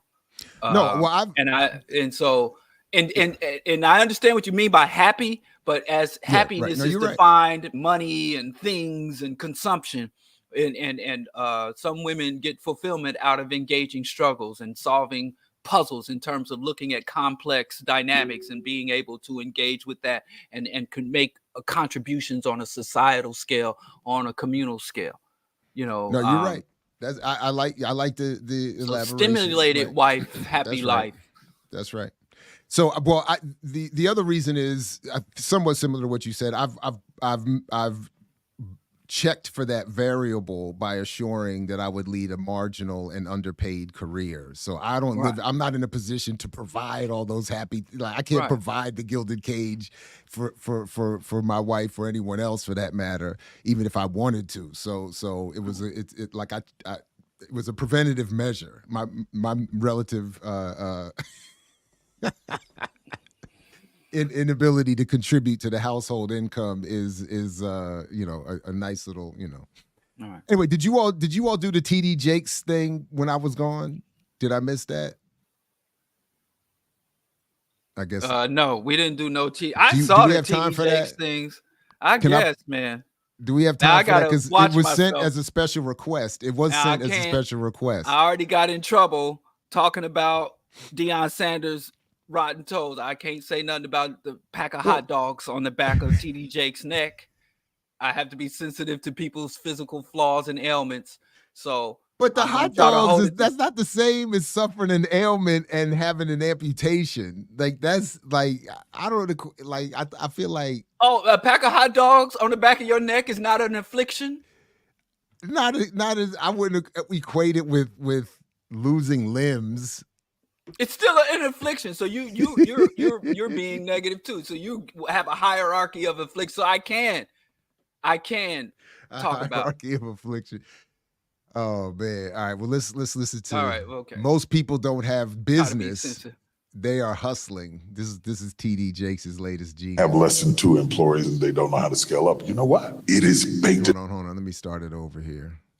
Have less than 2 employees and they don't know how to scale up. You know what? It is baked into our culture to hustle. Well, hustle means you got your hands on everything. If you got your hands on everything, you can't have many things because you only got 2 hands. So whether you're a street hustler, barbering, doing people's tax returns, you're actually doing the work. You're frying. So wait a minute. So the wealthy don't actually have much because they only have 2 hands in which to hold everything. So we're all equal. He kind of clarifies it. He said if you can't, but I don't want to spoil it. My bad. And the chicken, you're washing the hair, you're doing, but not being. It's a hustle. If you can't walk away from it for 2 months and still have income, it's not a business. It's a hustle. That's why we never scale up into profitability because we're living hand to mouth, mixing the money from the business into our operating account. Don't have an EIN number, never set up an LLC or LLP, don't have an S corporation, C corporation. What we did was create a job and we hustle. And the problem with that is when it's just you doing the work, you have to run faster. And we're running ourselves to death.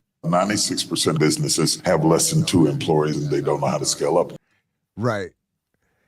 So he's saying he starts what they do. They start with that fact. 96% of Black-owned businesses have less than 2 employees or whatever. Fact. That's relatively correct. But then the explanation is this culture of hustling that prevents us from getting, he said, what do you say, EIN numbers? If you would just get the EIN number. Well, he's literally like, this is the most honest thing I ever heard him say. Because he's literally like, if you're not in a position to exploit other people's labor, you're not going to get rich. Mm-hmm. Doing work yourself does not enrich you. I should be able to walk away from my business and still make money. That's right. He didn't say your employees walk away, then you lose money. That's so right. he literally said, and you sum it up, is getting rich requires you to exploit other people's work. If you're trying to live off of your own effort and live off of your own labor, you can't get rich. So, I mean, I would high five him. But it's like I put you on said, a latex glove to do it, but I would high five him on this point because this is the most honest thing I ever heard that minister or preacher say. See, get myself right together. But it also reminds me of when you made the point at the beginning of Earn Your Liberation in the critique of Earn Your Leisure, that the name in and of itself is akin to the Nazis' declaration of, I forgot the phrase now, but what is it? Work is life, or work is, whatever. Right. Yes. Labor will set you free. Right. Whatever. Something it was like over that. Yeah, something like that. But the freedom, of course, is to be enjoyed by the owner of the anyway. I forgot where I was going to exactly go with it, but that was what came to mind. But the one point I'm sorry. No, go ahead. The term is work over the concentration camp when the Jews and the queer and the black, all the people, they only act like Jews were alone in them camps, but correct. The people who were put in those camps, over the top in Auschwitz, it said work sets you free. That's right. And that literally could say earn your leisure. If you want to be free, you have to work. You have to earn your downtime. And I'm not going to try to say the German part of it, but it literally translated to work makes one free. So I forgot the other point I was going to make, but the one fact, no, that's cool. It's my fault. The one specific point, though, is that he's factually incorrect in making this a point about culture and EIN numbers and not talking accurately about what is where he started would actually allow for a business to scale up. So if the question is, why don't Black businesses scale up? It has nothing to do with any of what he said. It has everything to do with the sector of the economy, access to venture capital, banking relationships, all kinds of other, but ultimately, there can only be a handful of people who own the business, and there has to be a majority who are doing the work, and they are to be, as defined by TDJakes, that is the result of the culture of hustling, which leads, as he would probably want to say, us hustling backwards.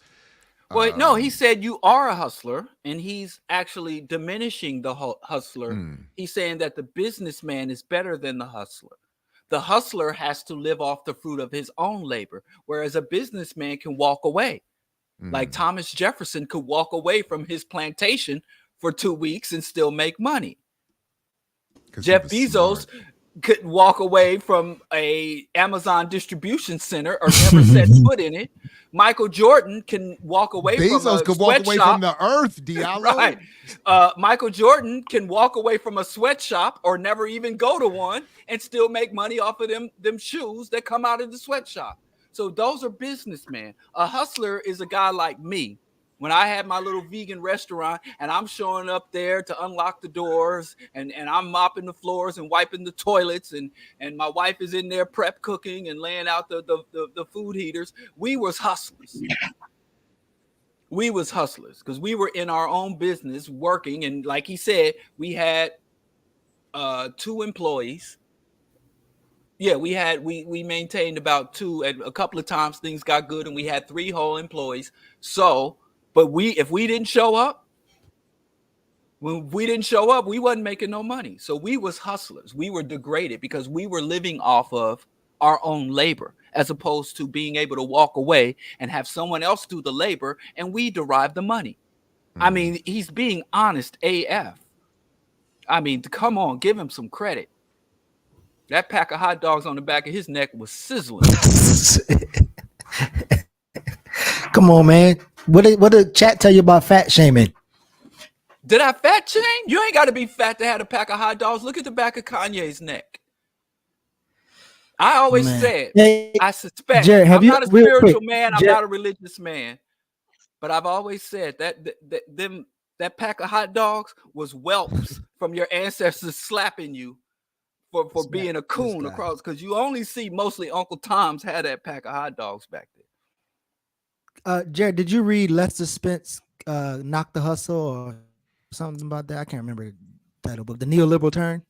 I know I did not read the whole thing and just sort of lost track of it, so I can't speak on it. And what I remember more than anything is, without any detail, is that there was some comradely disagreement with the leaders of A Beautiful Struggle, who just dropped something, by the way, on the channel recently. But over the critique of street entrepreneurialism, but if I remember correctly, I felt like I agreed with Spence on that. I can't remember though. I can't remember because it was something. Yeah, I mean, yeah. Go ahead. No, I don't have. No, I was saying he mentioned them a couple times.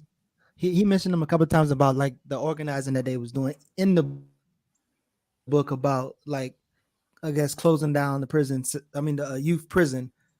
But in the book, it seems like at one point he talked about how something about, like, he positively talked about the hustle, but then he said, because we have the hustle, that's why we in the conditions that we in, as opposed to the systems that we in. So if we got out of the hustle, he didn't make this conclusion, but it seems like what he was leading to, if we got out of the hustle, we could do different, but he didn't kind of give that, I guess, the solution. But then he also did mention TDJakes, how TDJakes at Flo Dollar and those people, they actually started the hustle mentality or encouraged the hustle mentality.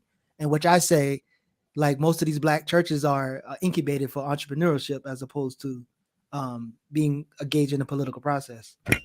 But I mean, I don't know if Les came to that conclusion, but he just kind of scratched the surface with this hustle and build off a Ace Hood song, Hustle Hard or whatever. No, I couldn't speak again on what he actually argued, but to what you described, I would only say that Jakes and Dollar and them didn't start anything. They took advantage of a condition and a context that already existed. I mean, and their white counterparts. I mean, if anything, in terms of the specifics of prosperity preaching, they set the standard. I mean, that's where it comes from. Pun intended. Yeah. So Calvinism. Yeah. Right. The Calvinist. So, yeah. So, but yeah, I what is this here? Cites your I Mix What I Like project, this type of independent black working class institutions we need to build. Are you saying Spence referenced that project? Really? Knocking the Hustle Against the Neoliberal Turn in Black Politics by Lester K. Spence. He cites you as an example of the type of independent black working class institutions. Oh, damn. See that? See? That's how much I don't remember or did not finish reading. So, damn, I hate to miss a positive reference. But I would have, but I don't know. I now I got to go find it because I wonder if I would have agreed with that even as I was still doing, because I Mix What I Like as, I don't know. If he want Jared's attention, say something reckless, say something bad about him. No, it's not. I don't think what he said about me is bad. But I don't know what he said, so I gotta just go look at it. But I don't know if I would agree. I just would want to know to what extent, what iteration of I Mix What I Like is he talking about, and was it the mixtape project or the radio or the website? And I think I would have a critique of describing any of them as independent black institutions. But anyway, I got to check that out. So I appreciate the heads up on that. And I'll, many years late, go look at that. Charm City, thank you. Diallo, I wish you could say the same thing on a larger scale because you articulated this very well. I forget what I said seconds after I said it. So you got to be specific. My brain doesn't hold stuff. It only lets things go. Anyway, okay. Well, I'll look into it. Fellas, anything else? What else? Anything else? Okay, hold on a second. Let's see. Black Power Me, Diallo, I always remember you saying the one thing with all these black capitalists is that they talk about how to get money. They don't tell you what the plan is once we get the money. Yeah. No, because there ain't no plan. The plan is I have already gotten it. That was the plan. They're like, I got mine. I don't, that was the plan. Anyway. Geechee, I want to thank you and the Barter and Build crew again for to Diallo's point, for discussing my book. I appreciate it, and I look forward to rejoining you next week. But I had to handle these Hickory Ridge Village Board streets last week. But anything else you all want to let us know coming up, or anything else for today? I don't know. I'm not rushing this. I just, I guess. Did we stay on task? We don't want Geechee running to tell Kamal on us. Geechee, did we stay on task?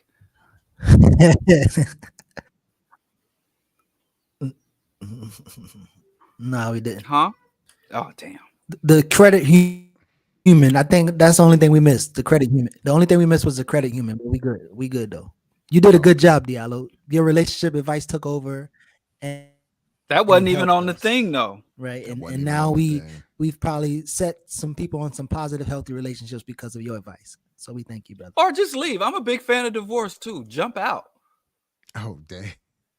Yeah, I think that, you know, if it ain't viable, jump ship. Start again, hit the reset button. You know, the right is trying to do away with no fault divorce. They're literally trying to go back to Middle Ages. No. Yeah, that's ridiculous. No, I'm with you on that. And I got to go get my candle situation upgraded. So thanks for that too. Y'all have been very helpful today. All right, good people. Well, like Fred Hampton used to say, peace if you're willing to fight for it. Catch you next time here on Earn Your Liberation and throughout the BPM platform. Make sure you got the bell rung so you don't miss anything. Hit like, share, subscribe, join Patreon if you can. And we'll catch you next time. Peace, everybody. You got to earn your liberation.